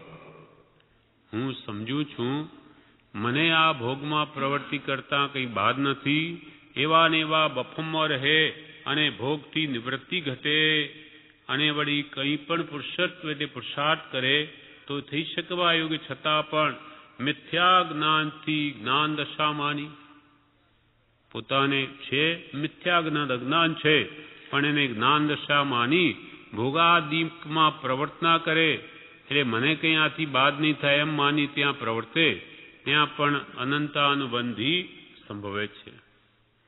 આ બધા અનંત સંસાર વધારે એવા કારણો કયા કયા છે તો કે આવા કારણોમાં અનંતાનુબંધી કશાયનો સંભવ છે. હવે આ પ્રમાણે આપણી પરિણતિ છે કે નહીં એ આપણે વિચારવાનું છે. અગર આપણા અંદર એવા જ ભાવ છે તો આપણામાં પણ અનંતાનુબંધી છે જ. તો એ કેમ દૂર થાય એનો ઉપાય આપણે કરવો રહ્યો. પણ આ પ્રકારના વિચારો આપણા અંદર ચાલતા હોય તો તેને અનંતાનુબંધી કશાય છે એ સ્પષ્ટ થાય છે.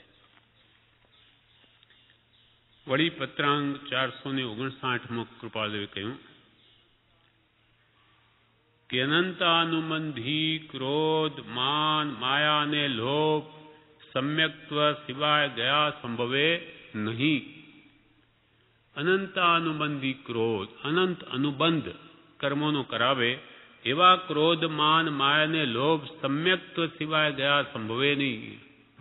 સમ્યક દર્શનની પ્રાપ્તિ ન થાય ત્યાં સુધી આ અનંતાનુબંધી કષાયનું મૂળિયું જતું નથી. અનંતાનુબંધી ક્રોધ, માન, માયા અને લોભ સમ્યક્ત્વ સિવાય ગયા સંભવે નહીં. એમ જે કહેવાય છે તે યથાર્થ છે. કૃપાલદેવ કહે છે કે એમ જે શાસ્ત્રોમાં કહ્યું છે તે યથાર્થ છે, બિલકુલ બરાબર છે. જ્યાં સુધી સંકિત ન થાય ત્યાં સુધી એનું મૂળિયું નાશ પામતું નથી. જળ મૂળથી કષાય ભાવો નષ્ટ થતા નથી.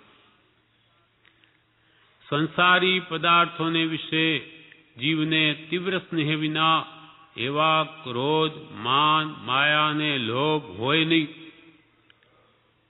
સંસારી પદાર્થોને વિશે જીવને તીવ્ર સ્નેહ વિના એટલે ગાઢ રાગ, ગાઢ પ્રેમ, ગાઢ આસક્તિ વિના એવા ક્રોધ, માન, માયા અને લોભ હોય નહીં કે જે કારણે તેને અનંત સંસારનો અનુબંધ થાય, કે જેના કારણે એવા ભાવોથી અને અનંત સંસારનો કર્મનો બંધ થાય. જે જીવને સંસારી પદાર્થો વિશે તીવ્ર સ્નેહ વર્તતો હોય તેને કોઈ પ્રસંગે પણ અનંતાનુબંધી ચતુષ્કમાંથી કોઈ પણ ઉદય થવા સંભવે છે. એના અંદરમાં પડેલું હોય તો કોઈ વખતે ક્રોધ રૂપે બહાર આવે, કોઈ માન કષાય રૂપે, કોઈ દિવસ માયા રૂપે, કોઈ દિવસ લોભ રૂપે અંદર પડેલું છે, માટે કોઈ ને કોઈ પ્રસંગે બહાર આવ્યા વગર રહેશે નહીં.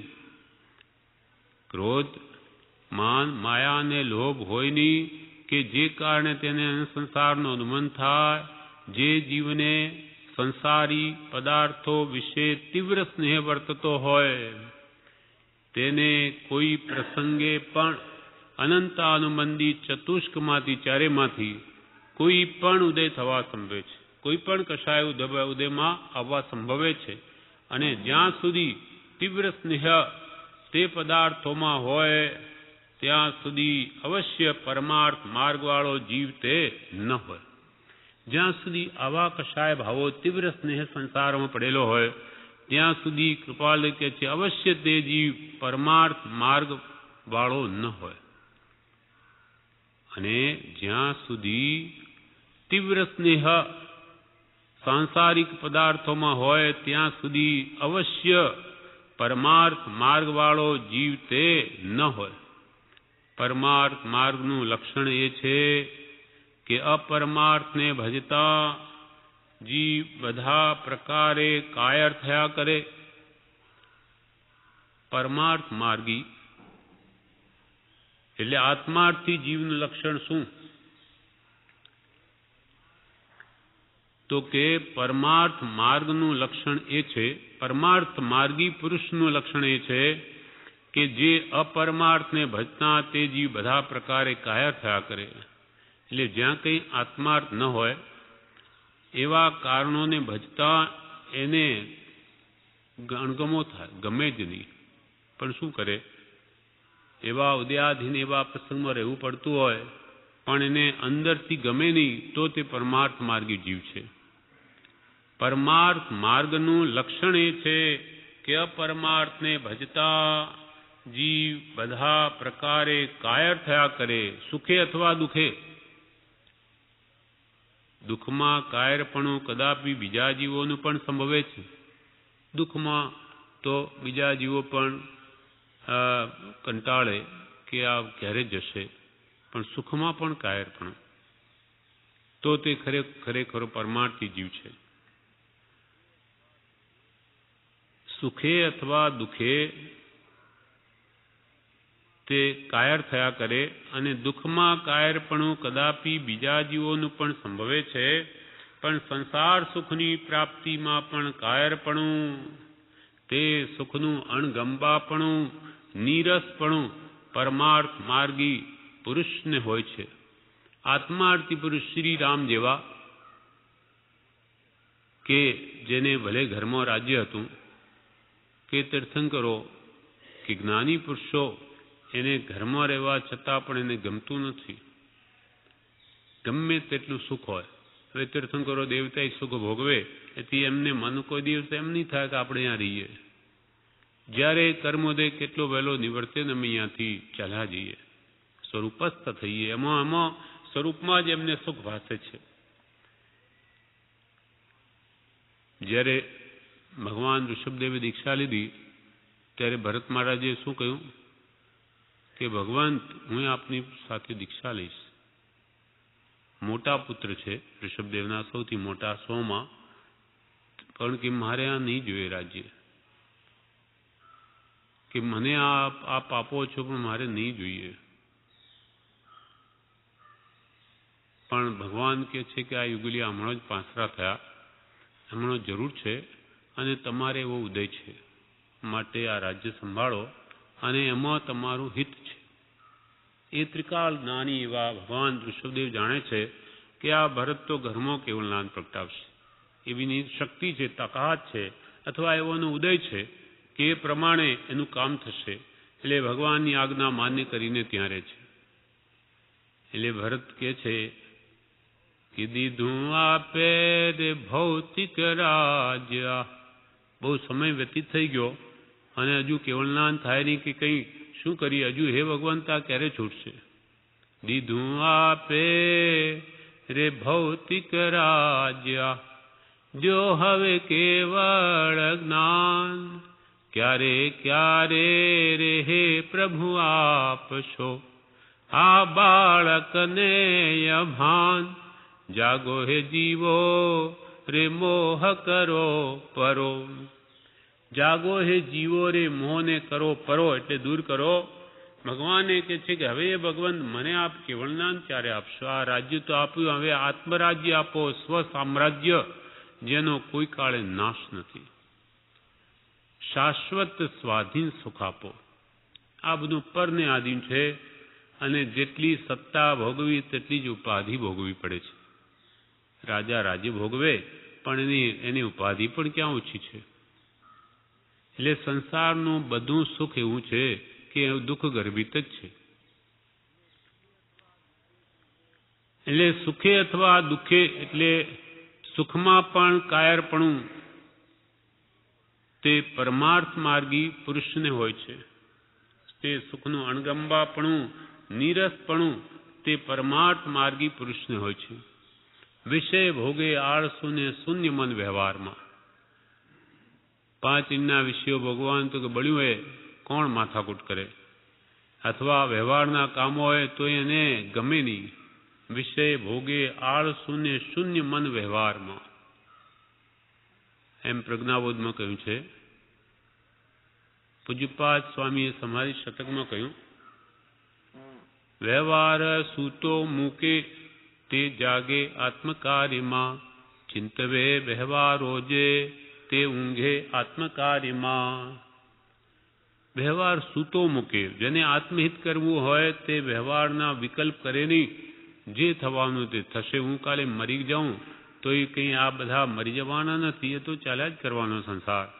એટલે વ્યવહાર સૂતો મૂકે તે જાગે આત્મકાર્યમાં અને ચિંતવે વ્યવહારો જે તે ઊંઘે આત્મકાર્યમાં. જે હંમેશા વ્યવહારની ચિંતના કર્યા કરે તે આત્મચિંતન નહીં કરી શકે. કેમ કે એક સંસારની ઉપાધિ એ સંકલ્પ વિકલ્પનું કારણ છે અને સુખ છે નિર્વિકલ્પતામાં. એટલે બે વિપરીત માર્ગ છે.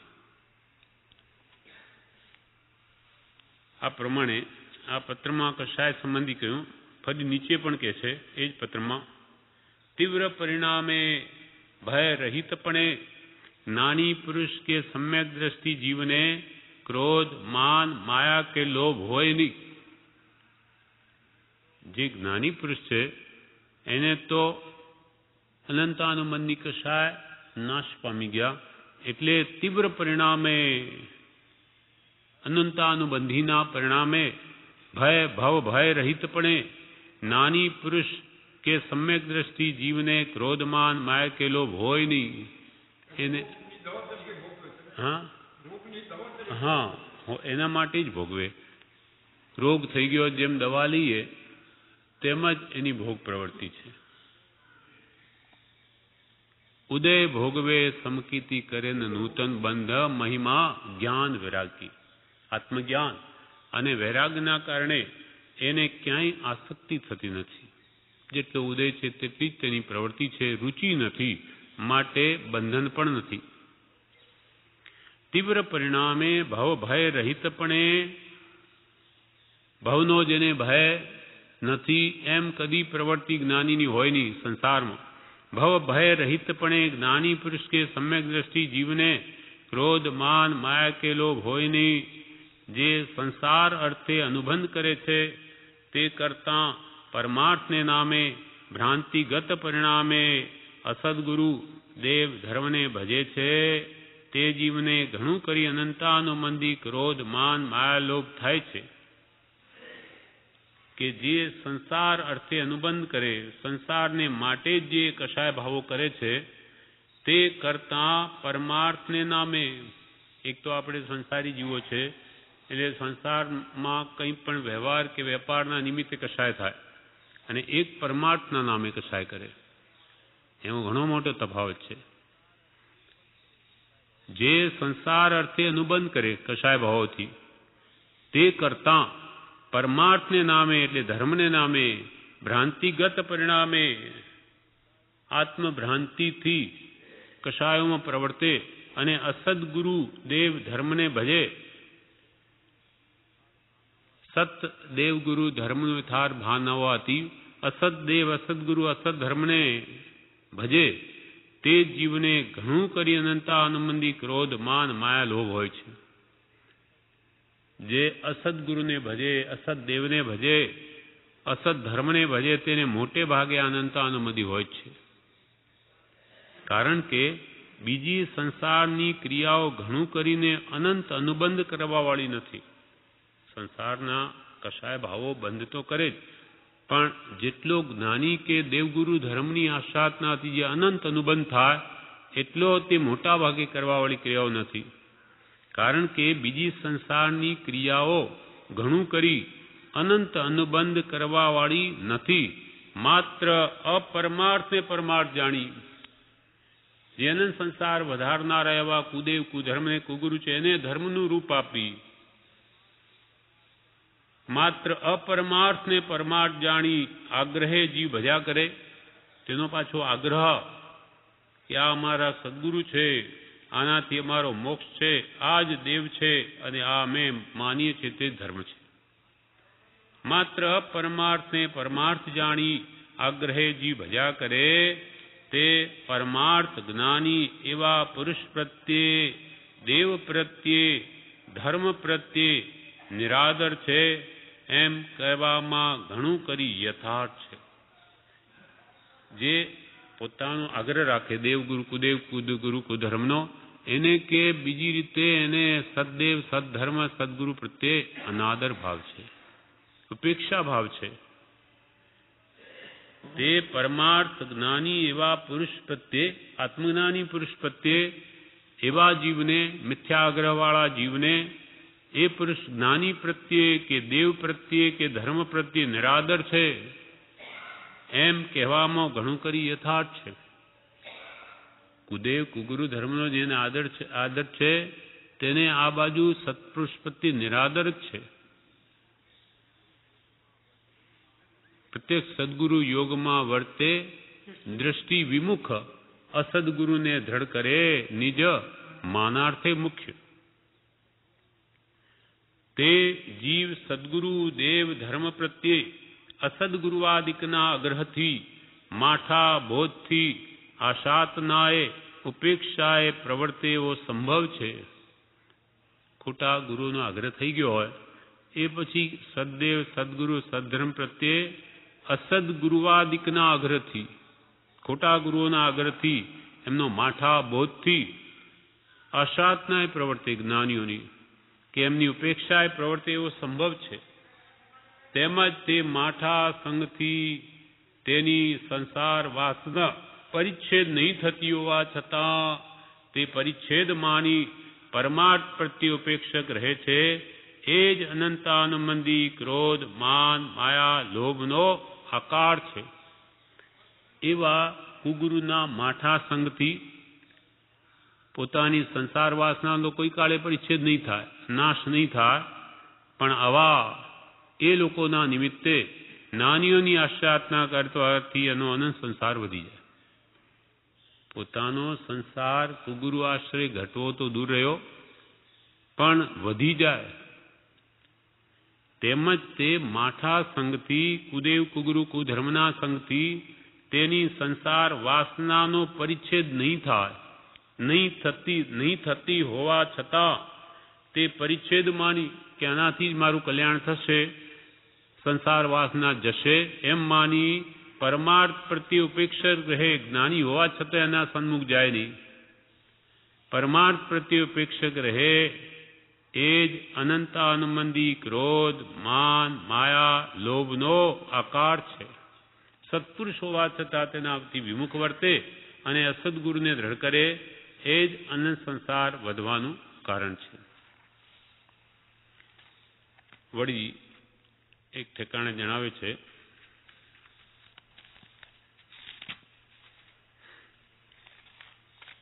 વ્યાખ્યાનસાર એકમાં કહ્યું, જો કે ક્રોધાદિક લૌકિકપણે પણ અફળ નથી કે ભાઈ આપણે વ્યવહારમાં ક્રોધ કરીએ તો કંઈ બાદ નહીં, એવું નથી, તેનું પણ ફળ તો છે જ.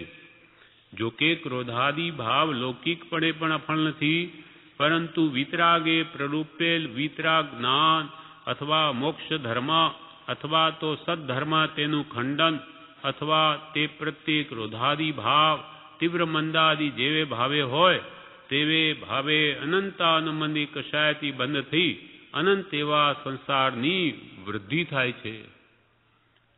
જો કે ક્રોધમાન માયા લોભ તો ગમે ત્યાં કરો તો એનો બંધ જ છે, કેમ કે એ અશુભ ભાવ છે, શુભ ભાવ નથી.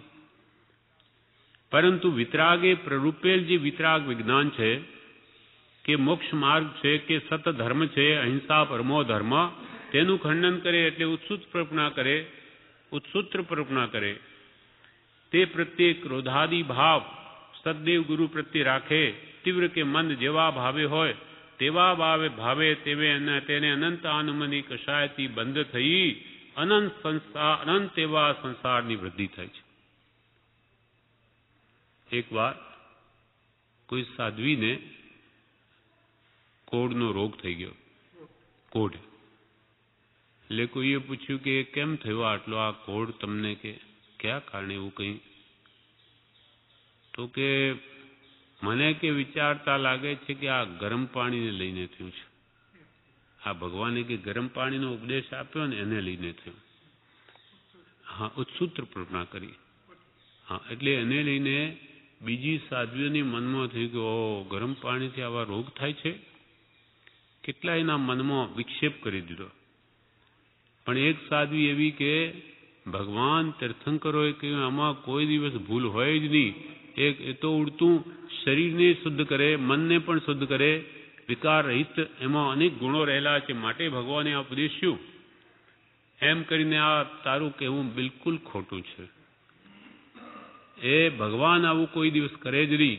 ભગવાન તો ત્રણેય કલાના જ્ઞાતા હતા. એ તો શારીરિક કે આત્મિક બધી રીતે એમાં ગુણ હોય તેવું જ કરે. એની દ્રઢ શ્રદ્ધાથી એને કાલાંતરે અમુક સમય પછી કેવળ જ્ઞાન ઉપજ્યું. એટલે સાધ્વીને પછી બીજા બધા કહે છે કે આ રીતે એમણે કહ્યું એનું શું ફળ? અને અમને પણ એવા ભાવ થઈ ગયા ભગવાને એવું કેમ ઉપદેશ્યું હશે? તો એમને તો પ્રાયશ્ચિત આપવાથી એનો દોષ નિવારણ થયો. પછી પેલી જેને ઘોડ થયો એને કહ્યું કે ભગવંત મારે એનું શું પ્રાયશ્ચિત, મને એવું ભાવ થયા? તો કે તે અનંત સંસાર વધારી દીધો છે. એવા તે એને ઘોડીને એવા ભાવો દ્રઢ કરી દીધા છે એ કર્મો હવે નિકાચિત થઈ ગયા, તારે તો અનંત સંસાર રજળવાનો છે. એમ ઉત્સુક પ્રજ્ઞા ભગવાનની કરે. ભગવાને જે કારણોથી છૂટવાના કારણ બતાવે એને જ બંધના કારણ કહે એ મહા અનર્થ છે. એટલે પાપ નહીં કોઈ ઉત્સૂત્ર ભાષણ જીસ્યો, ધર્મ નહીં કોઈ જગ સૂત્ર સરીખો.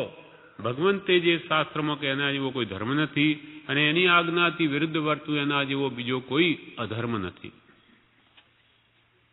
જોકે ક્રોધાદિક ભાવ લૌકિકે પણ અફળ નથી, પરંતુ વિતરાગે પ્રરૂપેલ વિતરાગ જ્ઞાન અથવા મોક્ષ ધર્મ અથવા તો સદધર્મ તેનું ખંડન અથવા તે પ્રત્યે ક્રોધાદિ ભાવ તીવ્ર મંદાથી જેવ ભાવે હોય તેવે ભાવે અનંત આનંદની કષાયથી બંધ થઈ અનંત એવા સંસારની વૃદ્ધિ થાય છે.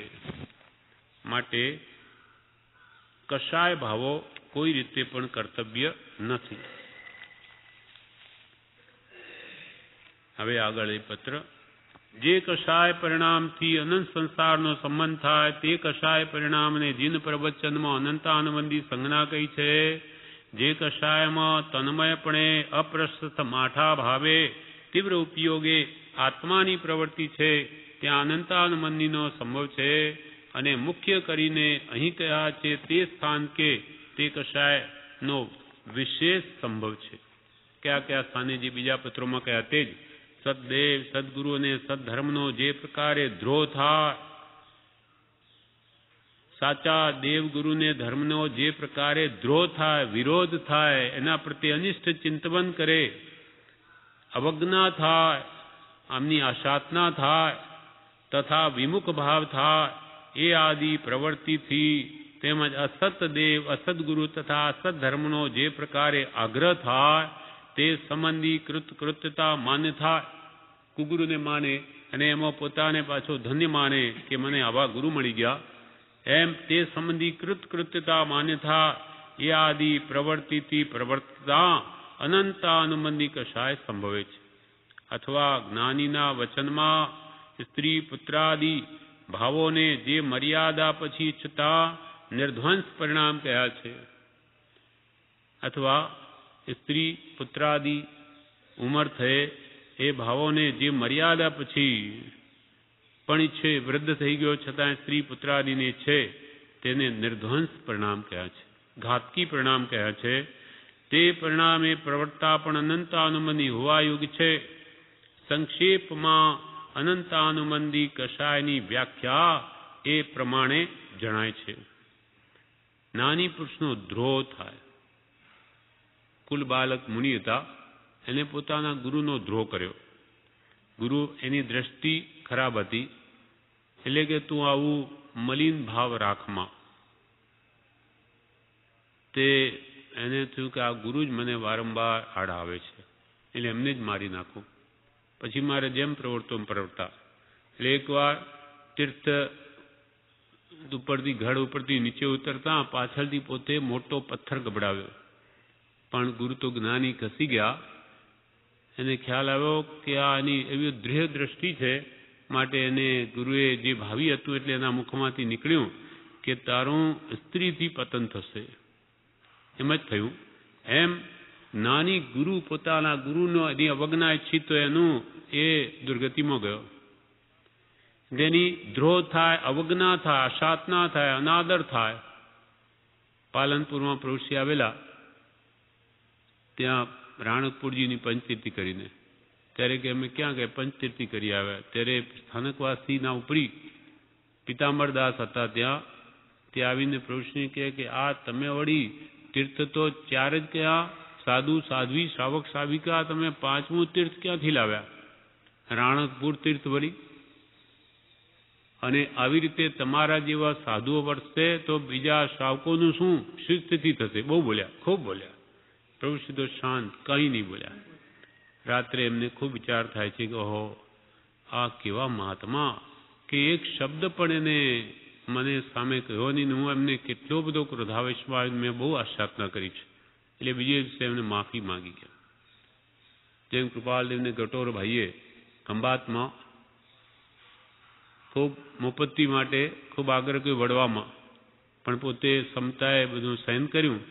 અને પછી એ જ દેવકર્ણજીના વ્યાખ્યાનમાં પશ્ચાતાપ થયો કે અરે મેં બહુ આશાતના કરી, મેં કૃપાલની બહુ જ તે દિવસે આક્રોશ ભાવે સભા મધ્ય બોલી ઉઠ્યો, મોટી આશાતનાથી છે.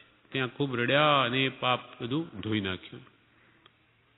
એટલે જે પ્રકારે જ્ઞાની પુરુષનો કે જ્ઞાનીના આશ્રિતનો પણ એમ કહ્યું એનો દ્રોહ થાય, અવજ્ઞા થાય, વિમુખ ભાવ થાય, એ આદિ પ્રવૃત્તિથી પ્રવર્તે તો પણ સંસારની વૃદ્ધિ થાય. જે પુત્રાદિ વસ્તુ આગળ કે છે, જે પુત્રાદિ વસ્તુ લોક સંગના ઈચ્છવાયોગી ગણાય છે, લોક દ્રષ્ટિએ પુત્રાદિ, પુત્ર ધન સ્ત્રી આદિ એ ઈચ્છવાયોગી ગણાય, લોકની દ્રષ્ટિએ એમાં સુખ માન્યું, તે વસ્તુ દુઃખદાયક અને અસારભૂત જાણી પ્રાપ્ત થયા પછી નાશ પામ્યા છતાં પણ ઈચ્છવાયોગી લાગતી નહોતી, તેવા પદાર્થની હાલ ઈચ્છા ઉત્પન્ન થાય છે અને તેથી અનિત્ય ભાવ જેમ બળવાન થાય તેમ કરવાની જિજ્ઞાસા ઉદ્ભવે છે. એ આદિ ઉદાહરણ સાથે લખ્યું તે વાંચ્યું છે કે લોક દ્રષ્ટિએ સ્ત્રી પુત્રાદિનું મહાત્મ્ય છે, લૌકિક દ્રષ્ટિએ. બાકી પરમાર્થ દ્રષ્ટિએ તો એને દુઃખદાયક કયા છે. સ્ત્રી પુત્રાદિ એ દુઃખનું મૂળ છે. આ સઘળા સંસારની રમણી નાયક રૂપ એ ત્યાગ્યું બધું કેવળ શોક સ્વરૂપ, માત્ર સંસારનું મૂળ, દુઃખનું મૂળ એવા સ્ત્રી પુત્રાદિક તે દુઃખદાયક છે અને અસારભૂત છે, એમાં કોઈ સાર નથી, માત્ર સંસાર વધારે. તે કે છે સ્ત્રી કે પુત્ર થયા અને મરી પણ ગયા, પછી ઈચ્છા પણ એની થતી નહોતી અને હવે તમને થાય છે, તો ત્યાં પણ અનંતાનુબંધી કશાયનો સંભવ છે. મર્યાદા પછી એવો ભાવ ઉત્પન્ન થયો એટલે તે વસ્તુ દુઃખદાયક અને અસારભૂત જાણી પ્રાપ્ત થયા પછી નાશ પામ્યા છતાં પણ ઈચ્છવાયોગ્ય લાગતા નહોતા, તેવા પદાર્થની હાલ ઈચ્છા ઉત્પન્ન થાય છે અને તેથી અનિત્ય ભાવ જેમ બળવાન થાય તેમ કરવાની જિજ્ઞાસા ઉદ્ભવે છે. એ આદિ ઉદાહરણ સાથે લખ્યું તે વાંચ્યું કે પહેલા સ્ત્રી પુત્રાદિ મને મરી ગયા તો ઈચ્છા થતી નહોતી ને હવે થાય છે, તો હે ભગવંત એવા એ અનિત્ય નાશવંત પદાર્થો પ્રત્યે મને બળવાન એવી કેવી ભાવના જાગૃત થાય, એવી તમારી જિજ્ઞાસાવાળું પત્ર મળ્યું છે. હવે એના ઉપરથી બોધ આપે છે. આ 613મું છે. હા હોઈ શકે, બરોબર. હા એવું લાગે છે, બરોબર. એટલે અહીંયા છેલ્લા પેરેગ્રાફમાં કહે છે, જે પુરુષની જ્ઞાન દશા સ્થિર રહેવા યોગ્ય છે એવા જ્ઞાની પુરુષને પણ સંસાર પ્રસંગનો ઉદય હોય તો જાગ્રતપણે પ્રવર્તવું ઘટે છે, એમ વિતરાગે કહ્યું છે. તે અન્યથા નથી કે એવા તમને કોઈ એવા પેલી ઈચ્છા નહોતી ને હવે ઈચ્છા થાય છે, એના પરથી આપણા જીવાને બોધ આપે છે કે જે પુરુષની જ્ઞાન દશા સ્થિર રહેવા યોગ્ય છે એવા જ્ઞાની પુરુષને પણ સંસાર પ્રસંગનો ઉદય હોય તો જાગ્રતપણે પ્રવર્તવું ઘટે, કેમ કે એ ઈચ્છાઓનો કંઈ ભરોસો નથી. આવા નિમિત્તોમાં ક્યારે શું ભાવ ઉપજે, જ્ઞાનીઓને પણ જાગ્રત રહેવા કહ્યું છે, એમ વિતરાગે કહ્યું છે. તે અન્યથા નથી, તે બીજી રીતે નથી, એટલે રહેવું જ જોઈએ જાગ્રત. અને આપણે સૌએ જાગ્રતપણે પ્રવર્તવું કરવામાં કંઈ શિથિલતા રાખીએ, આપણે બધા જાગૃતિથી પ્રવર્તવામાં કંઈ પણ શિથિલતા રાખીએ તો તે સંસાર પ્રસંગથી બાદ થતા વાર ન લાગે. એવો ઉપદેશ એ વચનોથી આત્મામાં પરિણામી કરવા યોગ્ય છે, એમાં સંશય ઘટતો નથી. આપણને સંસારમાં રહેવું પડતું હોય તો આત્મજાગૃતિ વિશેષ રાખવા યોગ્ય છે. સ્ત્રી પુત્રાદિ પ્રત્યે કેમ મોહ ઘટે એ જ કર્તવ્ય છે, નહીં તો ક્યારે એ આસક્તિ પાછી મૂંઝવશે કંઈ કહેવાય નહીં. કેમ કે સ્ત્રી કે પુત્રોનું મરણ તો છે જ, પહેલાથી એ ભાવ દ્રઢ નહીં કર્યા હોય એ કોઈને કોઈ તો જવાનું પહેલા, એટલે પછી કે જે ફરી ઈચ્છા ઉત્પન્ન થશે. આપણે સૌએ જાગ્રતપણે પ્રવર્તન કરવામાં કંઈ શિથિલતા રાખીએ તો તે સંસાર પ્રસંગથી બાદ થતા વાર ન લાગે. એવો ઉપદેશ એ વચનોથી આત્મામાં પરિણામી કરવા યોગ્ય છે, એમાં સંશય ઘટતો નથી, એમાં શંકાને કોઈ સ્થાન નથી. પ્રસંગની સાવ નિવૃત્તિ અશક્ય થતી હોય તો પ્રસંગ સંક્ષેપ કરવો ઘટે, કે સંપૂર્ણપણે હું સ્ત્રી પુત્રાદિને નહીં ત્યાગી શકું, તો એમાં અંતરથી એનો પ્રસંગ ઓછો કરે, રાગ ઘટાડે.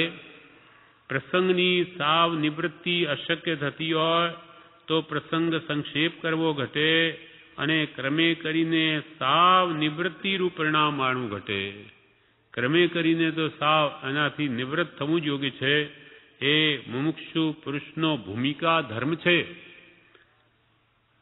મુમુક્ષુ જેને સંસારના જન્મજરા મરણથી છૂટવું છે, મોહથી છૂટવું છે, આદિવ્યાધિ ઉપાધિથી મુક્ત થવું છે, તે મુમુક્ષુના ભૂમિકા ધર્મ છે. યોગ્યતા જો કેળવી આત્મજ્ઞાનની તો એને આ મોહ ઘટાડવો જ પડશે. અને ક્રમે કરીને સાવ નિવૃત્તિરૂપ પરિણામ આણવું ઘટે એ મુમુક્ષુ પુરુષનો ભૂમિકા ધર્મ છે. સત્સંગ સત્શાસ્ત્રના યોગથી તે ધર્મનું આરાધન વિશેષે કરી સંભવે છે. આ પ્રમાણે પત્ર પૂરો થયો. હવે ભૂમિકા ધર્મ જે મોક્ષનો છે એમાં સત્સંગ અને સત્શાસ્ત્રનો જો યોગ હોય તો એ આત્મધર્મનું વિશેષ આરાધન કરી શકે. એમાં બળ મળે એને. એ મોહ ઘટાડવામાં, આત્મભાવ દ્રઢ કરવામાં એને સત્સંગ અને સત્શાસ્ત્રનો જો યોગ હોય તો એનો આત્મધર્મ, આત્મભાવ દ્રઢ થઈ શકે છે. બાકી આત્મભાવ દ્રઢ કરવો જ પડશે. અને આ જગતમાં કુટુંબ કે ધનાદિ પ્રત્યેનો મોહ ઘટાડવો જ પડશે. અને પોતે નહીં ઘટાડે તો એ કુદરત ઘટાડશે. એટલે કે એને છૂટો કરશે જ. હા, નક્કી છે. આપણે ભલે મોહ ન છોડીએ તો આપણને તો આ કાળ લઈ જવાનો અહીંયાથી. આપણે તો કોઈ દિવસ ઘરમાંથી જવું ન હોય, આ કુટુંબથી છૂટા ન થવું હોય તો પણ આયુષ્ય પૂરું થઈ જવું જ પડે છે. તો પહેલાથી જે મોહ ઘટાડી દીધો હોય તો એને મળતી વખતે કોઈ દુઃખ ન થાય. અને 6 પદની શ્રદ્ધા દ્રઢ કરી હોય કે આ બધું નાશવંત છે, મારો આત્મા નિત્ય છે, બધી પર્યાય છે. આવું અનંતવાર અનેક કુટુંબો અનંતવાર મળ્યા છે. નવા નવા દેહ ધારણ કર્યા, નવા નવા ઋણાનુબંધે કુટુંબો પણ થયા. જગતના સર્વજીવો પ્રત્યે સંબંધ થઈ ચૂક્યા છે. તો આ એક ક્ષણિક છે. થોડા દિવસ પછી અહીંથી જવું છે, વળી નવું ઊભું થશે. માટે હવે રાગદ્વેષ સંપૂર્ણ અંતરથી એવા કાઢું કે મને કોઈ કાળે ફરી આવા આ સંસારના જન્મ મરણના ફેરામાં ફરી આવવું જ નહીં પડે. પત્રાંક 614. પત્રાંક 614 કોના ઉપર છે? નામ નથી, તેમજ મિતિ પણ આમાં લખેલી નથી. આમાં પાળી લખે છે, પુત્રાદિ પદાર્થની પ્રાપ્તિમાં અનાસક્તિ થવા જેવું થયું હતું, પણ તેથી હાલ વિપરીત ભાવના વર્તે છે. તે પદાર્થને જોઈ પ્રાપ્તિ સંબંધી ઈચ્છા ઉદ્ભવે છે. તેથી એમ સમજાય છે કે કોઈ વિશેષ સામર્થ્યવાન મહાપુરુષો સિવાયના સામાન્ય મુમુક્ષુએ તેવા પદાર્થનો સમાગમ કરી તથારૂપ અનિત્યપણું તે પદાર્થનું સમજીને ત્યાગ કર્યો હોય તો તે ત્યાગનો નિર્વાહ થઈ શકે. નહીં તો હાલ જેમ વિપરીત ભાવના ઉત્પન્ન થઈ છે તેમ ઘણું કરીને થવાનો વખત તેવા મુમુક્ષુને આવવાનો સંભવ છે. અને આવો ક્રમ કેટલાક પદાર્થો પરથી મોટા પુરુષોને પણ માન્ય હોય તેમ સમજાય છે. એ પર સિદ્ધાંત સિંધુનો કથા સંક્ષેપ તથા બીજા દ્રષ્ટાંત લખ્યા. તે માટે સંક્ષેપમાં આ લખ્યાથી સમાધાન વિચારશો. આટલો જ પત્ર છે. એમાં કહ્યું, પુત્રાદિ પદાર્થની પ્રાપ્તિમાં અનાસક્તિ થયા જેવું થયું હતું. કોઈ ભાઈને લખે છે, જેમ પહેલા 613માં પત્રમાં આવેલું તે જ લાગે છે. હા, ત્રિભુવનભાઈ એમનું જવાબ જાણ લાગે છે. હા, અનુસંધાન એવું જ લાગે છે કે પુત્રાદિ પદાર્થની પ્રાપ્તિમાં અનાસક્તિ થવા જેવું થયું હતું. પુત્ર આદિમાં કોઈ સાર નથી એવું પહેલા થયું હતું. પુત્ર આદિ પદાર્થની પ્રાપ્તિમાં અનાસક્તિ ભાવ ઉત્પન્ન થયો હતો, પણ તેથી હાલ વિપરીત ભાવના વર્તે છે. એટલે હમણાં પાછી પુત્ર આદિની ઈચ્છા થાય છે. વિપરીત ભાવના વર્તે છે. તે પદાર્થને જોઈ પ્રાપ્તિ સંબંધી ઈચ્છા ઉદ્ભવે છે. બીજાના પુત્રાદિને જોઈ પોતાને પુત્ર હોત તો ઠીક, એવી કંઈ પણ ભાવના ઉદ્ભવે છે. તે પદાર્થને જોઈ પ્રાપ્તિ સંબંધી ઈચ્છા ઉદ્ભવે છે. તેથી એમ સમજાય છે કે કોઈ વિશેષ સામર્થ્યવાન મહાપુરુષો સિવાયના સામાન્ય મુમુક્ષુએ કોઈ વિશેષ સમર્થતાવાળો પુરુષ હોય તે સિવાયના સામાન્ય મુમુક્ષુએ તો તેવા પદાર્થનો સમાગમ કરી તથારૂપ અનિત્યપણું તે પદાર્થનું સમજીને કે તે સ્ત્રી પુત્રાદિનો સમાગમ થયે તેનું વારંવાર વિચારીને અનિત્યપણું સમજી તે પદાર્થો નાશવંત છે, ક્ષણિક છે. ગમે એટલા પુત્રો હોય, કાં તો પુત્ર મરી જાય કાં હું મરી જાઉં, એમાંનું કોઈ શાશ્વત નથી. એમ પહેલાથી જ એનું અનિત્યપણું તે પદાર્થનું વિચારી સમજીને ત્યાગ કર્યો હોય તો તે ત્યાગનો નિર્વાહ થઈ શકે.